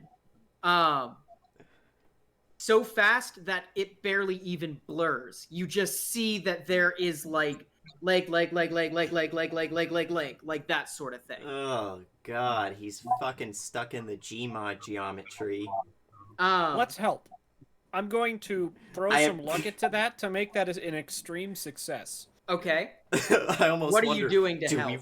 do we roll Mythos to be like, yes, the spooky leg? Well, conventional wisdom is this person awake? Yes, he's very awake and he's screaming. Okay, well, first things first, being not awake is something that's going to help. Bonk him on the head. Not that, but more or less anesthetic. Now. He looks at you and says, anesthetic, this started in the foot. And you notice that, like, as you kind of look, oh fuck, his hip is kind of doing this shit too. Mm-hmm. He says, I can't control the spasms. I don't think anesthetic will do anything. Will sword do anything? If he's asleep, then at the very least... Come on! Yeah, the doctor looks and goes, Short, hold his chest! And, like, trades spots with you. Runs over to a doctor's bag, pulls out, like, a big syringe, and just, like, runs over and gets him in the neck. Yep. However, it doesn't seem to do anything. And you're noticing that his whole body is vibrating. It's not to the same extent as his legs, but you're noticing his foot on his right leg now is starting to do the same thing. The doctor says, I don't know. I don't know what to do. What do we do? And, gentlemen, this is where I start a 60-second timer. You have 60 seconds to figure out what you're going to do starting now. Okay, do I just walk up and do I cut his leg off? I mean, you had to cut off both legs, but, you know. I thought it was only one that was going spasmy. The other one we can't restrain it. Yeah, we can't restrain Didn't him. it? I don't know what to do. I really don't know what to do. I don't have is anything now- to really help with that. It is now creeping up to his waist. Both of his legs are doing this now. It is getting almost impossible to hold him down. Amputation is the best medicine, kids. Not it look half li- of his body. Does it look like in such a way that they could even handle an amputation? It's about up to his chest bones now, and you got 15 seconds.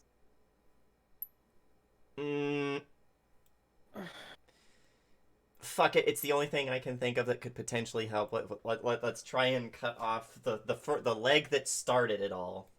And he is dead. I would... You attempt to hack at the leg, but right as you bring up your sword, you notice that it has finally moved up to his neck, and he snaps his own neck. The spasming stops. I blame you, Gary. I did nothing. So, I was insane. occasionally, you guys will be hit with time puzzles of moral dilemmas. This was your first one. There was no way to win this. It's not a moral dilemma, it's just watching somebody die. Well, there was one way you could have won it. Noticing that the situation was unsalvageable and ending his misery early. Yeah. Yeah, but then the whole town would have been like, "Meh, you killed him." Nah, nah, nah, nah, nah." Everyone in the room goes silent.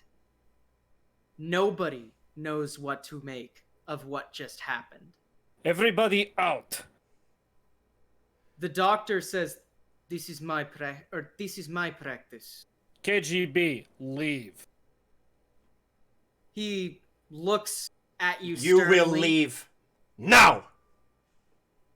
Looks at you sternly, calmly walks over to his medical bag, and walks out of the room.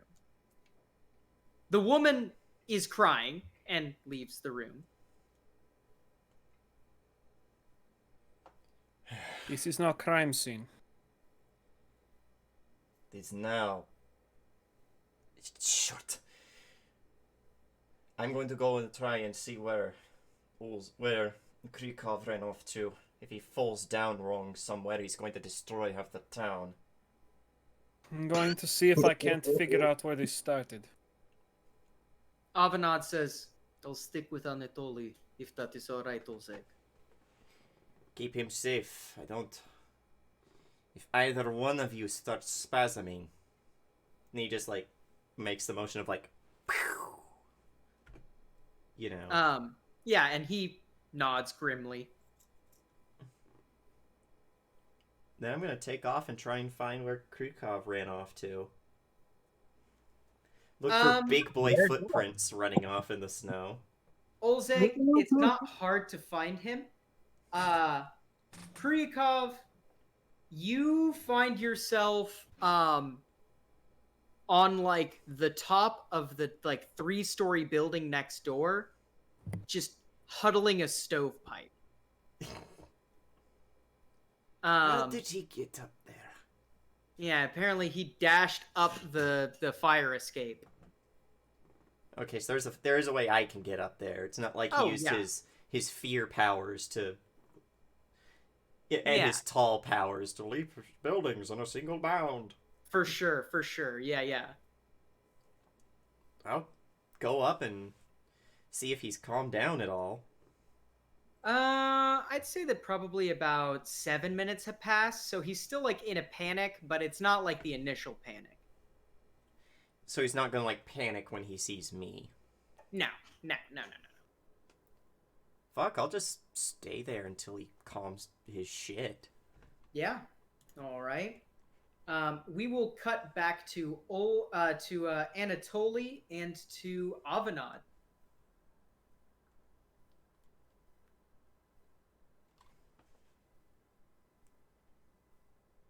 Anatoly?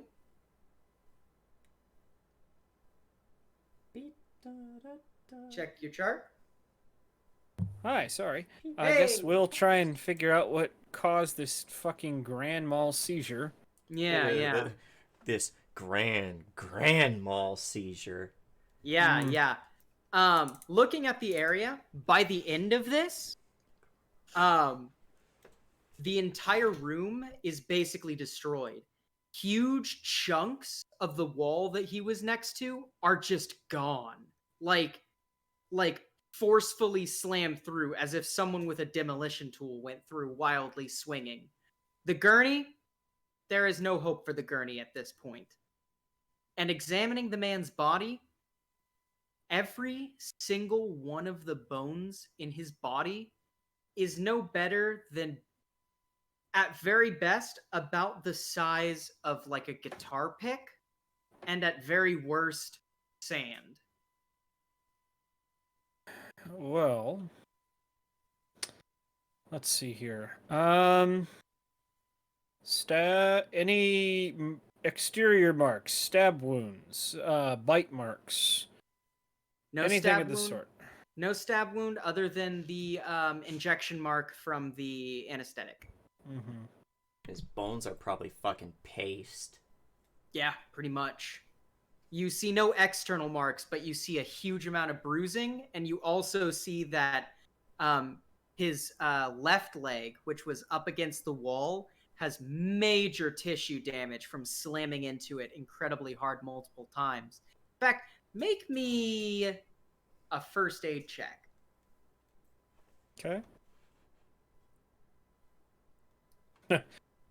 Let's see here. I have used. Let's see. What would happen if I were to push this? If you were to push this, you may further damage the body. Well, at this point, we've got nothing to lose. All right. Okay, that is close enough. I can actually use what's left of my luck Nice. to get a success. Okay. So you're kind of looking at the leg, and something seems off because there seems to be something solid in there that's like actually like not powdered bone, and you're like, is this regular bone? You end up making a small incision, and what you find boggles your mind, because there is a perfectly smoothly cut displaced piece of the wall with its beaded tiling completely intact under the surface with no entry mark.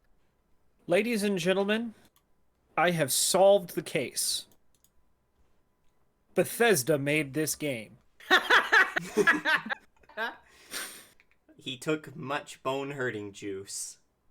Somehow, Todd Howard has said, I'm gonna make a Cthulhu live-action RPG. And you know what? It's gonna be complete with the wall clipping. It just works. Oh, It just just works. works. Because what happened is he probably accidentally clipped his leg through the wall, and then the CGI running his body, it was like, there's wall in me. I don't know what to do. I should ragdoll. And then the rag... No, what happened is someone in Gmod tried to connect him to an object that's on the other side of the wall, And then the Source engine lost its shit. Very Yeah. good. But I've solved the case now. I said that while I was muted. Yeah. They tried to put him in multiple locations at once, hence the violent spasming. But all that did was break every bone in his body. So it's Is it too early to make Sandman jokes? Maybe. Who knows? Is it too early to, when he died, we hear the Half-Life 2 beep, beep, beep, beep. I mean, Major fracture detected. this man's okay. not. This man's not bringing me a dream. I have enough. This is problem. He Very big problem. Yeah, he nods. This shit don't even make no sense. Well, at least you're not the only person who thinks that at this point. No, it's like, isn't that a song? I don't know off the This top of shit my don't head. even make no sense. You're probably right. I just don't know off the top of my head. Alright, this does not make sense. None of this makes fucking sense. This we will probably not tell to Moscow. Mm. Avenant says, oh, go ahead. Go ahead. I was about to say, any ideas, Avenad? Yeah, Avenant says, well, we only know the story as far as when we got here. Maybe we should speak to the good doctor and the lady? I know, I will apologize, they didn't need to see the rest of this. Says, is there anything that we should do with this body at the moment, or should we leave it to the doctor? Looks around. Do we got a tarp around here somewhere? Oh yeah, for sure. There's at the like very least. Yeah, there's like you find a sheet pretty easily. Yeah, this is one of those things that let's not just leave sitting around. Yeah. Yeah, Avenad unfurls the sheet and lays it over. And before you, I will. oh, go ahead. Go ahead. What were you gonna say? I was just gonna say to Avanad, I will try and repair relations with Doctor. It's not good to have that man on the wrong side. Yeah, I will speak to Lady. Okay. And we're gonna cut back to Anatoly and Kryukov. Kryukov, Excuse me? Sorry, Olzeg and Kryukov. My apologies. Oh. So Kryukov, you know, whenever you've been knocked out and your vision slowly starts to come back in like star sparkly vibes from Black? Yes. Yes, you get that. And you realize you're holding a pretty hot stovepipe. You have just this soreness all over your body. And you don't know what just happened. You remember hearing we need help at the clinic, and then you're here.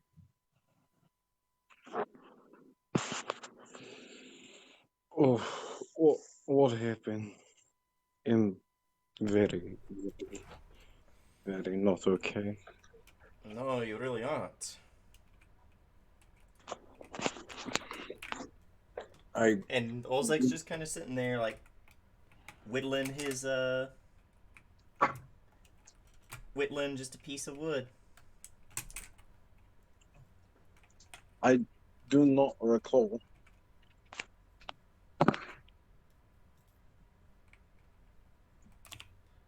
We were going to the Well, how far back can you remember?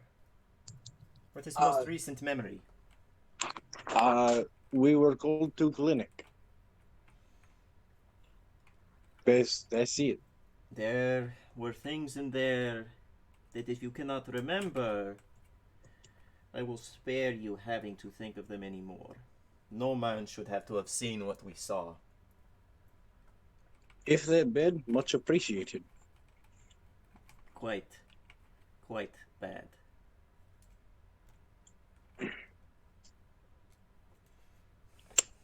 I apologize for running off. I As I was said, not, I suppose. if we were not trapped here with no other way of reinforcements, I should have probably shot you for cowardice, but let us just try not to lose our heads anymore. These people doubtless look to us for some sort of support. Yes. So, Gary, Yes. I'm going to add something to your phobias and manias because you just had an experience known to most Call of Cthulhu players as a minor sanity break. And with minor sanity breaks, there are rules. Now, normally you would gain a standard phobia or mania at my own discretion.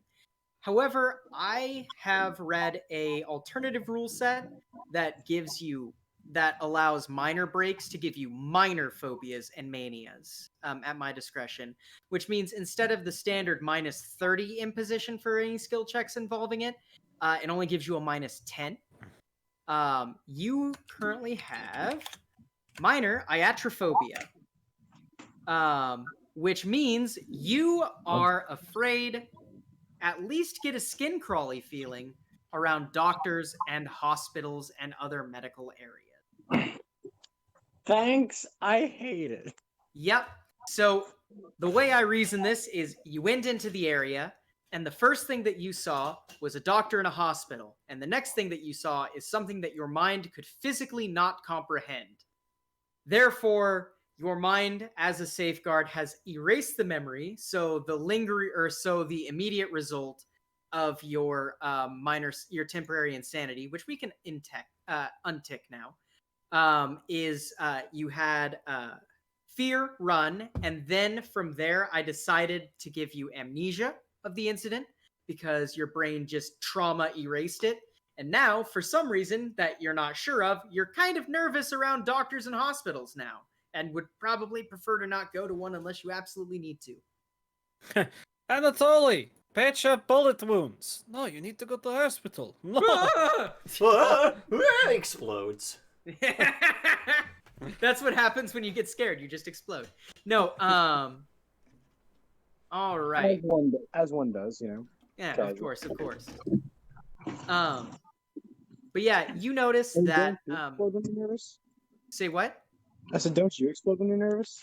Oh, of course, yeah, but it's usually just the spaghetti exploding out of my pockets. Oh, yeah, You put spaghetti in your pockets? I put a portable meth lab. Hell yeah. That's a good reference right there. Hey, that's a different game. Big Larry would not approve. Big Larry would not approve. But I don't know yeah. who Big Larry is, but he sounds like a nice guy. Yeah. So at this point, Olzeg and Kryukov, you notice that the woman who was calling for help is currently walking out of the building, talking to the person who was guarding the building and talking to Avanad. Yeah. Would you like to act on that, or do we want to skip back to Anatoly? I'll give you the choice. James?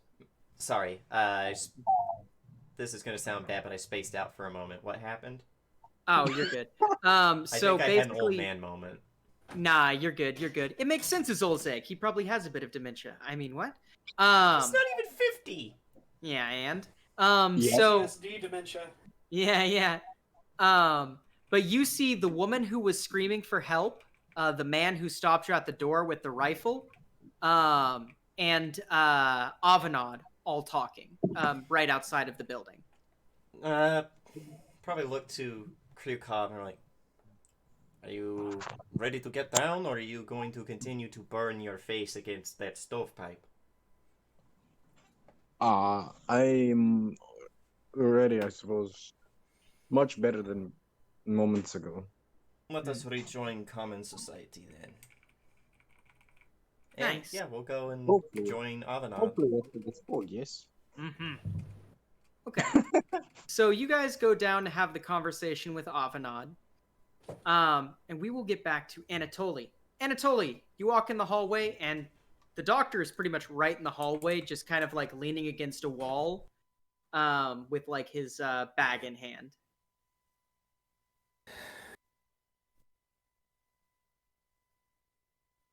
Comrade, I want to apologize for my earlier outburst. He, before you say anything else, he like holds up his hand and goes, he's fine, I understand. Was strange and difficult situation.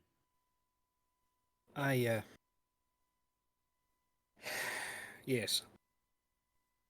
He, Normally I would not tell you these things. But in these strange times, I think everyone knowing as much as possible is most prudent. Pulls out the rock, or the piece of wall. Yeah. Go ahead. No, go ahead. This was in his leg. He,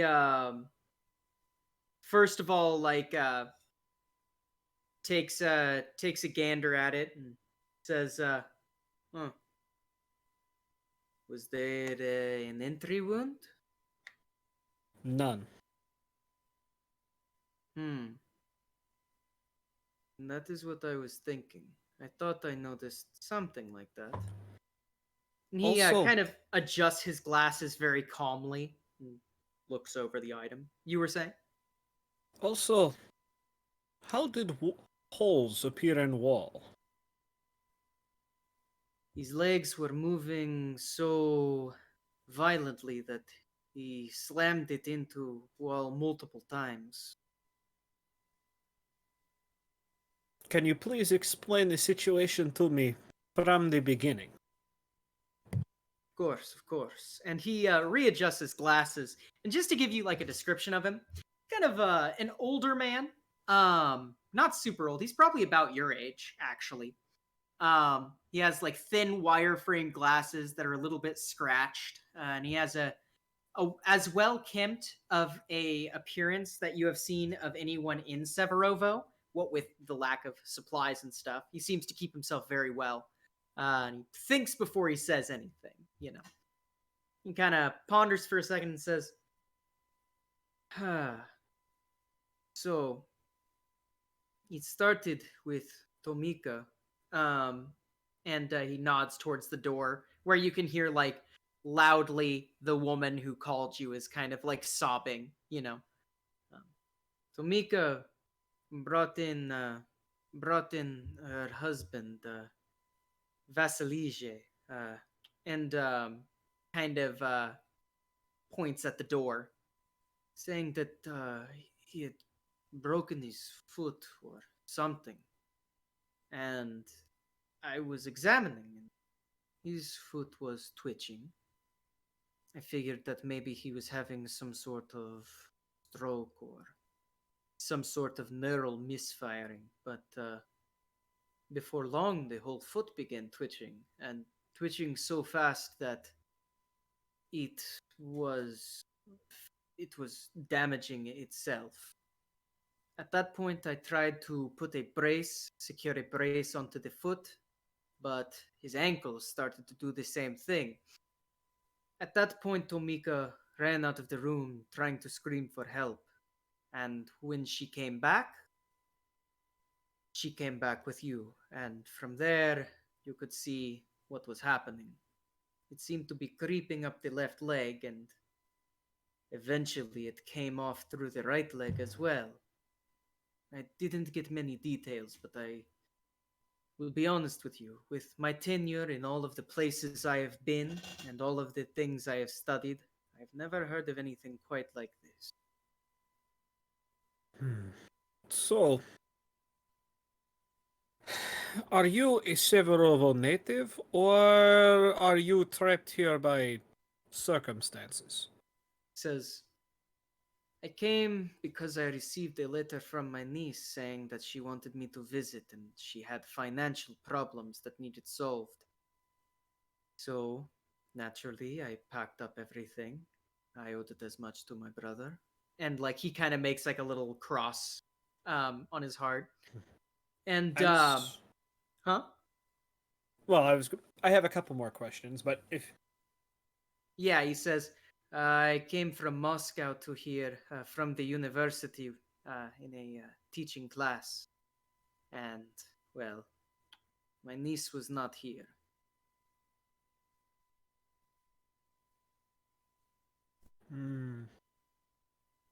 Great. Now I just realized we're in fucking Curse of Strahd too. Um. Hmm. Not here. Had she ever been here? Or had she gone left or gone missing before you arrived? She was a, um, he says, uh, he says, she was a traveler, a bit of a wanderer, so I couldn't say whether she had ever been here or not, or maybe if I had came too late. I don't know how long the postage takes from here to Moscow. Hmm. Well. Tell me, are you a superstitious man? He pauses for a second, says, I seem to get asked that question many places that I go, but I'm a man of secularism. I know that ceremony has its place and I dutifully follow, but what we observe is what we know.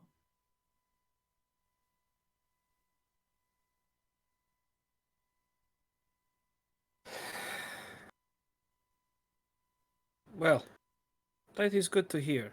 I am not either. But if I were,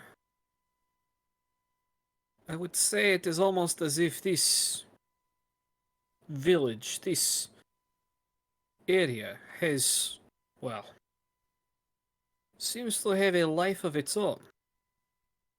Ah, ah. I And see it that does not like us here. Not one bit. that would make sense. But the burning question that I have for your theory, and he kind of like leans back against the wall and lights a cigarette. The question is, why does it keep us here then? Hmm. I will work on that theory. And when Yeah, I have something, I will share.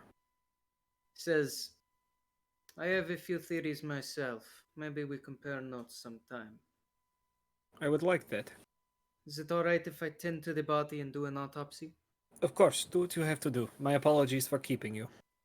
He nods, and right before he enters the room, he kind of his head cocks up almost as if he forgot something. He turns around and says, I know that I treated your wounds and such, but I don't think we've been formally introduced. And reaches out his hand and says, I'm Petra Batsic. Uh, I'm the closest thing this town has to a doctor at the moment. Petra Batsic. My name is Anatoly Beshenko. And yeah, he shakes your Shakes hand. hand, yeah. Yeah, and you guys get like this feeling of kind of like a mutual understanding. And then he kind of takes a real deep breath on the cigarette, tosses it onto the ground, grinds it into the concrete floor, and walks into the room. Okay. And we will cut over back to Olzeg, Krykov, Avanad, and the two other people there. So, let's see here. Olzeg and Krykov, you guys approach hearing um, a fairly awkward moment.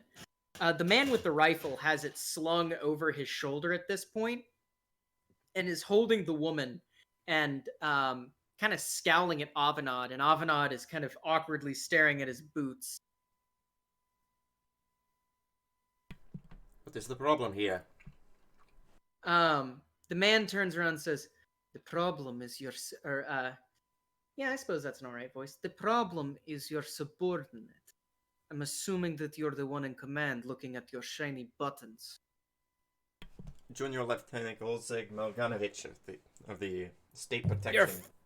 you're a field lieutenant now, damn it. No junior about it.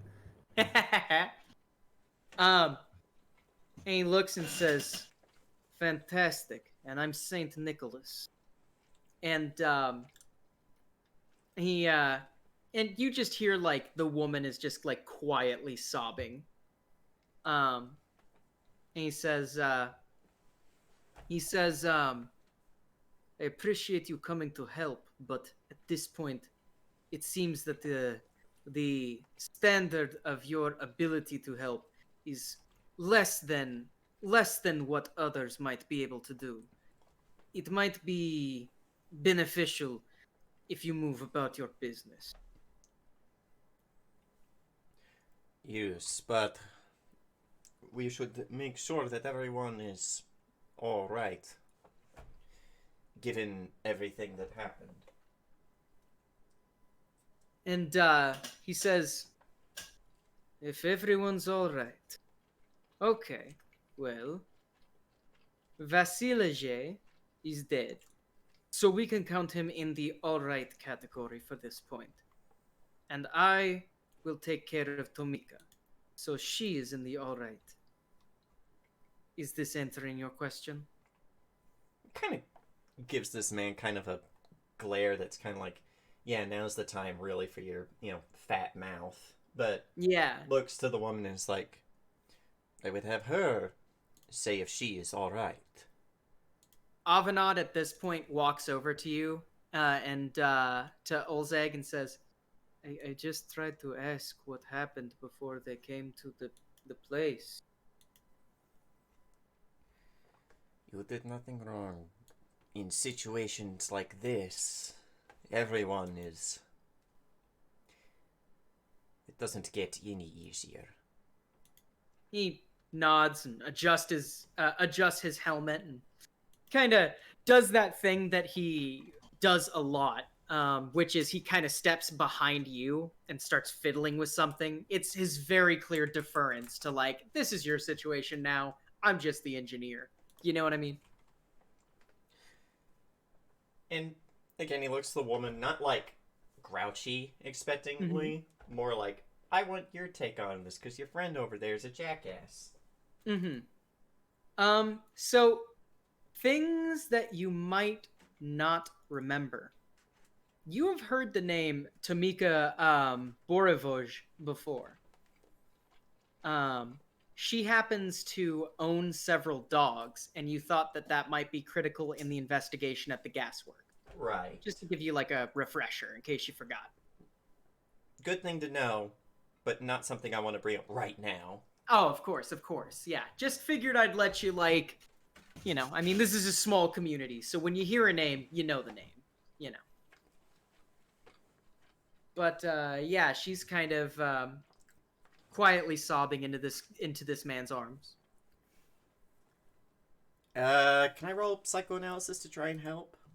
Yeah, certainly. I bet you that's why he doesn't want anyone to butt in. He's trying to get some. I'll take it. Yeah. Just kind of like crouches down next to her and doesn't really say anything, but just kind of lets his presence as much as it can be reassuring that like, hey, people are here, people care. Nothing's going on right now. And she kind of like pulls back, and like you see her face is completely red and tear soaked, and all she can choke out is my husband, and then just like back into this guy's arms, and he's just like pats her head and is like, shh, it's okay. Kind of look to asshole, but with this expression that's kind of like, yeah, not the first time I've seen this, but kind of like, get her home or get her somewhere warm. I don't think she'll be left alone for a while. He nods and says, "Absolutely. I didn't plan on any different." And he looks at her and says, "I think we should go to the common house. You can go and go through your effects later."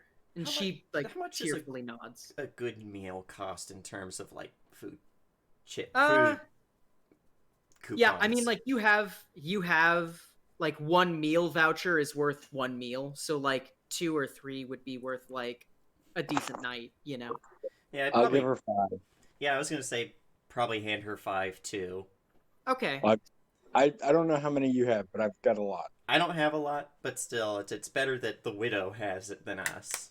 Yeah, 10 meal vouchers. Okay. She Because Yeah, that's or if meal shit card. if shit got really bad, we could always go hunting because we have guns. Yeah, yeah. I The have, man I have, the man I have takes 300. the meal cards and says, "I will make sure that she stays in possession of these." And giving you a quick description, um, the woman is kind of like a thin, kind of older, maybe in like her like late 30s, like mid to late 30s, woman with like long black hair. And you can tell that normally her face isn't this puffy because she's crying right now. Um, but uh, but she dresses like not super simply, but simply enough. Like it's simple clothing made with nice materials, right? That's well kept. Yeah. As for the man that's holding her, he is tall, he's well built, he has a rifle on his back that is slung only the way that someone who knows intimately how to use that rifle would have it. Like that very confident, comfortable feel. He has a large backpack with a bedroll on the top as well. His face is hard and square. He's got kind of this piercing gaze in his eyes, and is wearing what look like very heavy travel clothes. But yeah, he Yeah. um, he nods and starts to kind of walk the widow off. Yeah, I think that's it. We should probably make our way back to All Anatoly. right, excellent. So yeah, you guys, Anatoly, do you go outside or do you guys meet Anatoly inside? Mm, probably meet him inside. Okay. Um,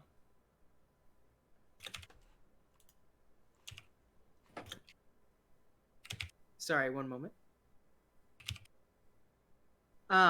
Yeah, you guys go inside, and Anatoly, maybe you've been pondering for a minute or two in this hallway, Yeah. And all of your comrades come in, Kryakov included. Hey, Kryakov, you are back. Where did you go? I don't off the top of my head recall. Where did you find him? Olzeg, where did you find him? He was on top of one of the nearby buildings, clinging to its radiate. Well, not its radiate. It's a stovepipe. If nothing else, he will be warm, no? Yes. Was it a lit stovepipe? Can I see burns on him? You can see minor burning. But it's like sunburn level at worst. Yeah, it's a first degree. Yeah, yeah. Okay. Let's see. I had a talk with the doctor. I found this, holding out the rock, in the, well, I found this in the man's leg. It sounds like he was complaining of a broken foot, his wife was, and, things devolved from there. Uh, It's horrifying. I'm gonna try. It's probably not gonna work, but do like a natural world to be like, is this a normal rock? Well, you don't need to. I described it earlier. It's a piece of the wall, like Oh. perfectly sheared. Like it doesn't look fractured Eee. or anything. It even has the beaded tile, like perfectly intact. I don't know if you were here for this, but I said, Todd Howard Yeah. built this game. Yeah, I just Yeah. remembered that. Yikes. Yeah, and then later he said it was Curse of Strahd. That's why, if you look, I said Todd Howard, Curse of Soviet Strahd. Yeah, yeah. Yeah, yikes. Mm-hmm. Other than that, well, nothing solid. But I think I managed to reestablish some rapport with our friend. Look to the doctor and be like, I hope you understand that. Well, he's not here. Yeah, Oh, he's okay. in the room with the body at this point, like doing an autopsy and getting everything cleaned up. Yep. I hope he understands that we were not angry at him. No, he understands. Good. He's not a native. He's a foreigner like us. Interesting. He's originally from Moscow, but came here because he received a letter from his niece. Commander, I'm seeing a pattern here I'm not so sure I like. That everyone who has been brought here who is not from here has received dispatch to bring them here. I just fucking quoted PewDiePie. Huh. I just realized I'm beginning to see a pattern here I'm not so sure I like. Why the hell do I have to put it that way?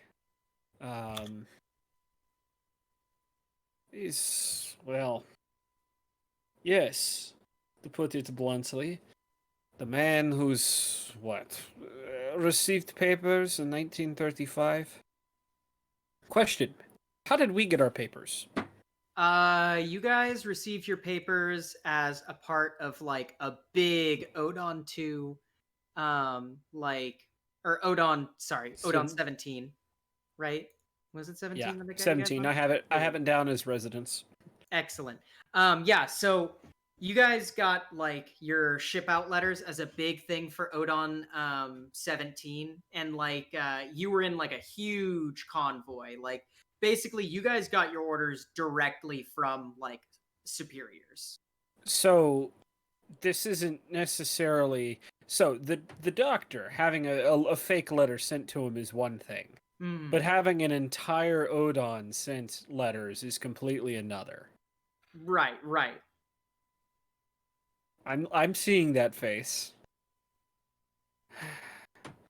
Commander, I think it is time that we discuss the nature of the place we have been put in. You see, all of these strange occurrences have been, well, for lack of a better term, us motioning towards, the party as humans. Yeah. Versus, the town.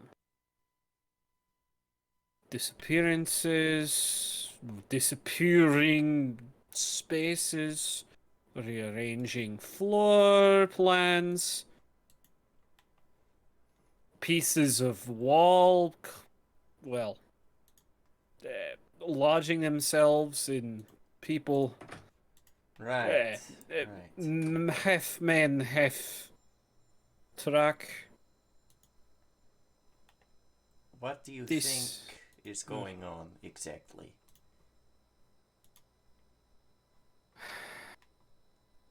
I'm not a superstitious man, but this town is more than just a place to live. It's almost as if it's living, and it does not like us. The doctor seems to agree with me. However, him and I have both run into the question, if it does not like us, why keep us here? And if, well, there's more to this letter idea than it seems. Why would it need to bring us here? The question. And like Avanad, for the first time in like quite a while, speaks up and he goes, the question is a very interesting one because we're not the only ones.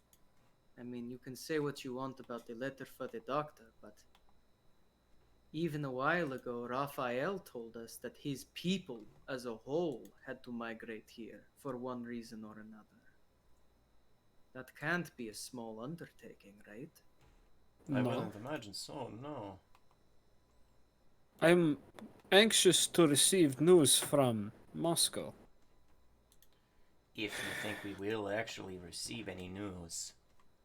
I am holding out hope yet. And this man who you gave your letters, Yes. don't forgive me for being untrusting or maybe naive in my thought, but who's to say when you get a letter back, it actually is from Moscow? I have a hunch.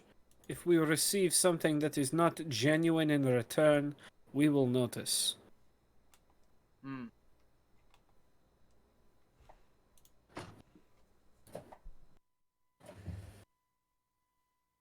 And at this point, Avanad, his face kind of like cracks, and he goes,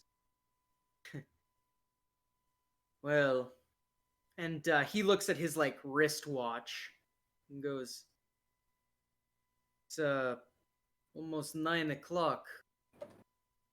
Maybe we should continue this conversation in the warmth of our cozy hovel.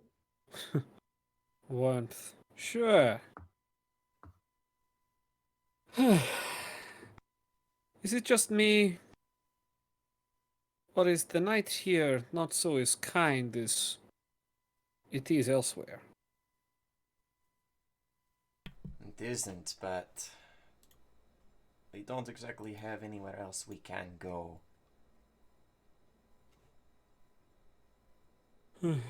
Well, I suppose we should get some rest for tonight, or at the very least continue this conversation elsewhere. Yeah.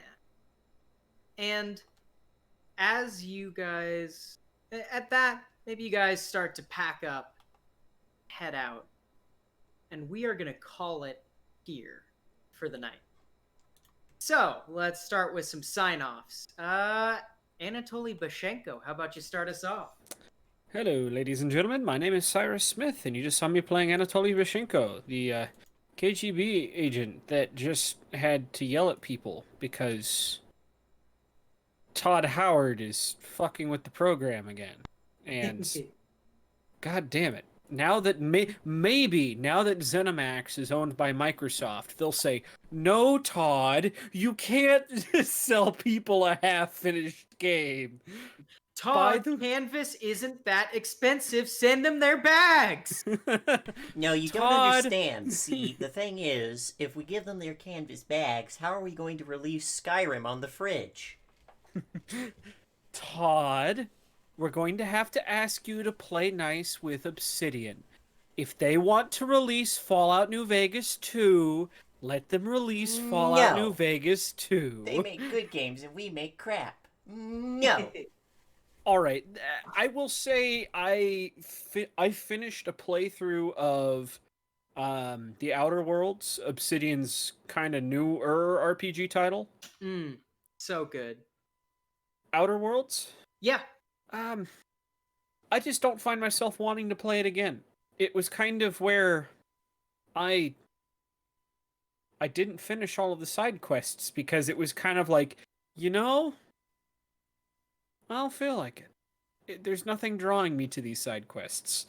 See, I did 2 playthroughs. One of them as a rampant anti-capitalist anarchist, and then the other one as a pro-capitalist bootlicker who ended up like becoming a CEO.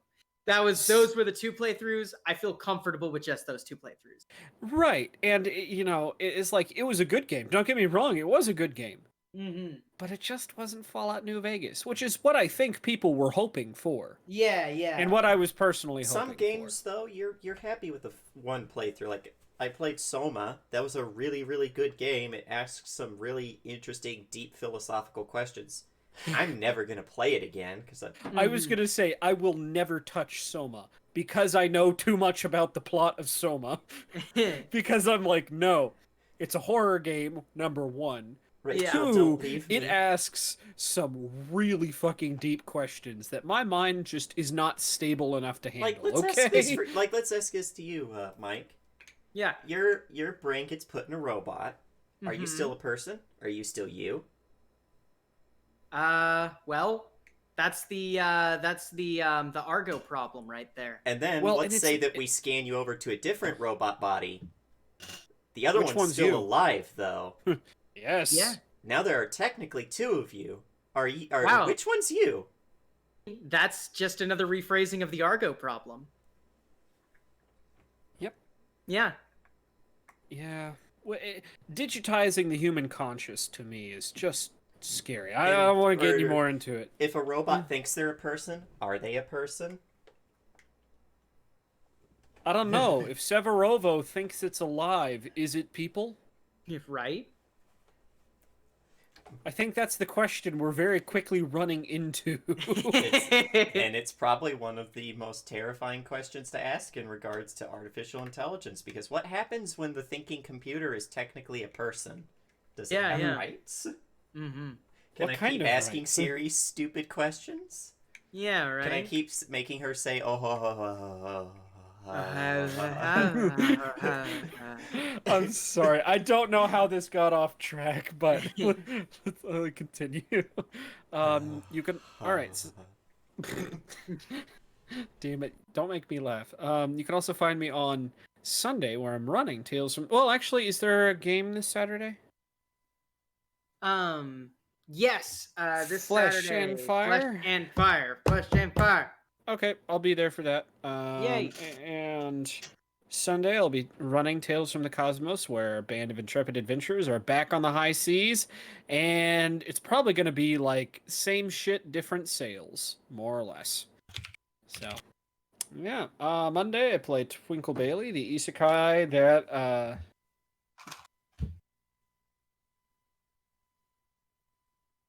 Oh, yeah, I was. Gotcha. It's Monday, play Twinkle Bailey, the isekai that's trying to figure out this shit and does not fucking trust any word that comes out of Murch's mouth at this point, or his secretary, assistant lady. I forget her name. You can find me on Tuesday. Yes, Nurse Jerkasol. Sorry. If that's what it was, like she's just jerking us around, I'm going to be really fucking mad at Mike. Right. Well, you can be mad at him in here just a second when he comes back. You can also find... see, that's not the first word that came to my mind when I heard her name for the first time. Jerka something. You can also find me on Tuesdays, where I'm playing Drifter, the little old lady that likes nothing better than to run people over with her semi. Or, at the very least, piloting her rotodrone around. That's the size of, like, a large dog and, carries 2 submachine guns on it. Because who doesn't want to get attacked by, a giant Canadian mosquito carrying 2 submachine guns? You can also find me on Wednesday, where I'm playing... Acer. Yeah, just had brain fart. Acer, the telepathic sniper, we played Interviewer, and let's play Stack the House of Cards. How high can it go before it falls over? Yay. And that's it for me. All right, excellent. Gary, are you back? I have, in fact, returned. Gary, please give us your outro, Krikov Akadon. Hello, friend. Is is local tech support. And you've got me here playing Kriakov Akadog, the bomb maker, the bomb specialist. He hasn't made a bomb yet, but it's fine. We'll get there. And if you want to catch me in another game, you can catch me on Sundays playing either Grandma or Cousin Igor. And I've actually started showing up to that again, so I'm having fun, you know, because there's a little bit of stuff involving work, but now I'm back, and it's gonna be fun. So yeah. All right, excellent. And finally, let's get to Olzeg Malganovich, also known as James. Hi ho, friendos. My name is James, otherwise known as Nightheart. You can find me here. Well, you did find me here, playing Olzeg Malganovich, the old man KGB operative, who is very fucking confused about what the shit's going on in this place and is about to start thinking that there's aliens or capitalist spy. Well, we know there's a capitalist spy, so we should probably shoot him. I'm antsy to shoot people so that I can improve my shooting skill. You can also find me here on Sundays, where I'm in Tales from the Cosmos, where I play a whole bunch of different characters, some of which can talk, one of which can't, which makes it a lot easier. You can find me here on Mondays, where I'm part of the crew of the Fire Strike, where I play Cyril Silverchild, who might as well be called S, because he's pretty much L, except hopefully he doesn't get murdered by a book, but we'll see. And on Wednesdays, when I'm not just feeling way too stressed out and can't do this, you can find me here for Hench to Mensch, where I play Martyr, the pain-dealing, pain-giving super mutant who apparently went to go have a nice family dinner with Auntie while everyone else is getting into the shit. So we'll see. All right, excellent. And that leaves me. But first, I want to do a post-credits scene. So, we see a strange figure. It's nighttime. We get a close-up of this figure. It's naked and hunched over on all fours, but only using everything but its right hand to move. Its skin is gray and it seems to be ravenous. It cuts across a farm and into the tree line and pushes itself back towards the fog. And as it keeps going towards the fog, it goes deeper and deeper in until it finds itself in a marsh. It plunges its raw hand into the water, and it comes out with the hand covered in gray skin once again. It climbs its way around around small little eddies, brooks, piles of rocks, dead trees, until it finds itself to a small mud hut. It comes to the front and crawls in through the side, and we see what looks like the back of an old woman with long, scraggly gray and white hair. I see that you've returned.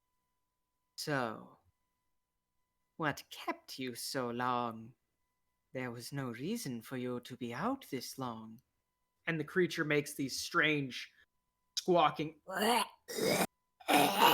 noises. And we catch another back angle from the witch as it turns around and walks towards this creature. We see the face, and the face of this creature has a distended jaw and hollow black eyes that seem to go into infinity. The witch comes up and grabs it by the shoulder, digging its long nails into it. You hear the creature cry out in distress. We can't have you simply disappearing now, can we?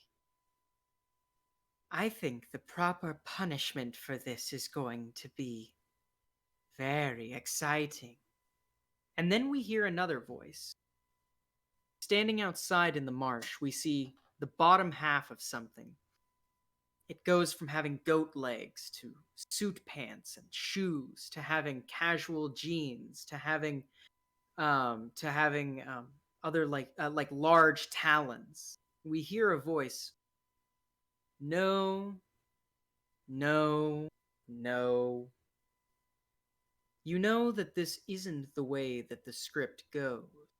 you're clearly reading off and ad-libbing.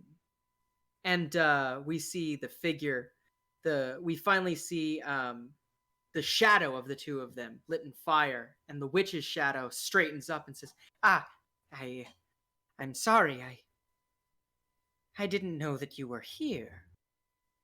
Oh, don't you know that I'm everywhere? I'm in your heart, I'm in their heart. I'm in the fog, and I'm outside of the fog. I'm outside of this whole situation. I have the ability to know everything that you do and say. I've only decided to show up to remind you of one thing. You're a good little servant, and you're going to stay that way. If we're going to keep the operation moving, then there is nothing that you can do to deviate. Because if you do, I will consider you errant. And you know what happens. And the shadow of the witch just straightens up and says, I understand. So go, loose your dogs. We're currently slightly ahead of schedule, but I think if you were to try and do something more overt, that would be an acceptable rewrite under current conditions. I mean, you know I live for fluid fiction. And the witch says, yeah, of course. And we get a view of that strange creature once again. And the witch says, go. Find your brothers. Make them understand why Severovo is a place that you don't leave. And we get a view of the witch's face. And the witch's face is, while old and haggard, a very familiar face. The witch's face looks exactly like an old version of Sunsika's face. And we cut. Hello, everybody. My name is Mike, also known as Win 5, Get 1 Free, and you've caught me running Projekt Severovo. I almost said Tales from the Menagerie. I don't know why I keep trying to run other people's games. You were trying to run two people's games. Yeah, right? I keep doing this, man. Projekt Severovo, where things are getting juicy and interesting, and you think I'm revealing major plot points, but there's still a lot to go. Woo! You can also catch me on Mondays, where I play the lovable radish man who is currently having a thirst for causing death. His name is Matthias Merch-Dieschborg, and I love him, and he's the best. If you want to catch us on YouTube because you are currently watching on Twitch, first of all, we love you. And you can also catch us on Twitch. Hold on. YouTube.com/Paradise Theater. Sorry. And if you're watching on YouTube and you want to catch us on Twitch because you want to see the live love, we love you as well. Catch us at twitch.tv/Para_O_Dice_Theater. And if you want to see scheduling updates, our influence on the community, and hot memes, you can catch us at Twitter @ParaTheater. I am Mike, also known as Win 5 Get 1 Free. And I think it is time for us to give an RIP leg guy and get the hell out of here. RIP leg guy. leg guy.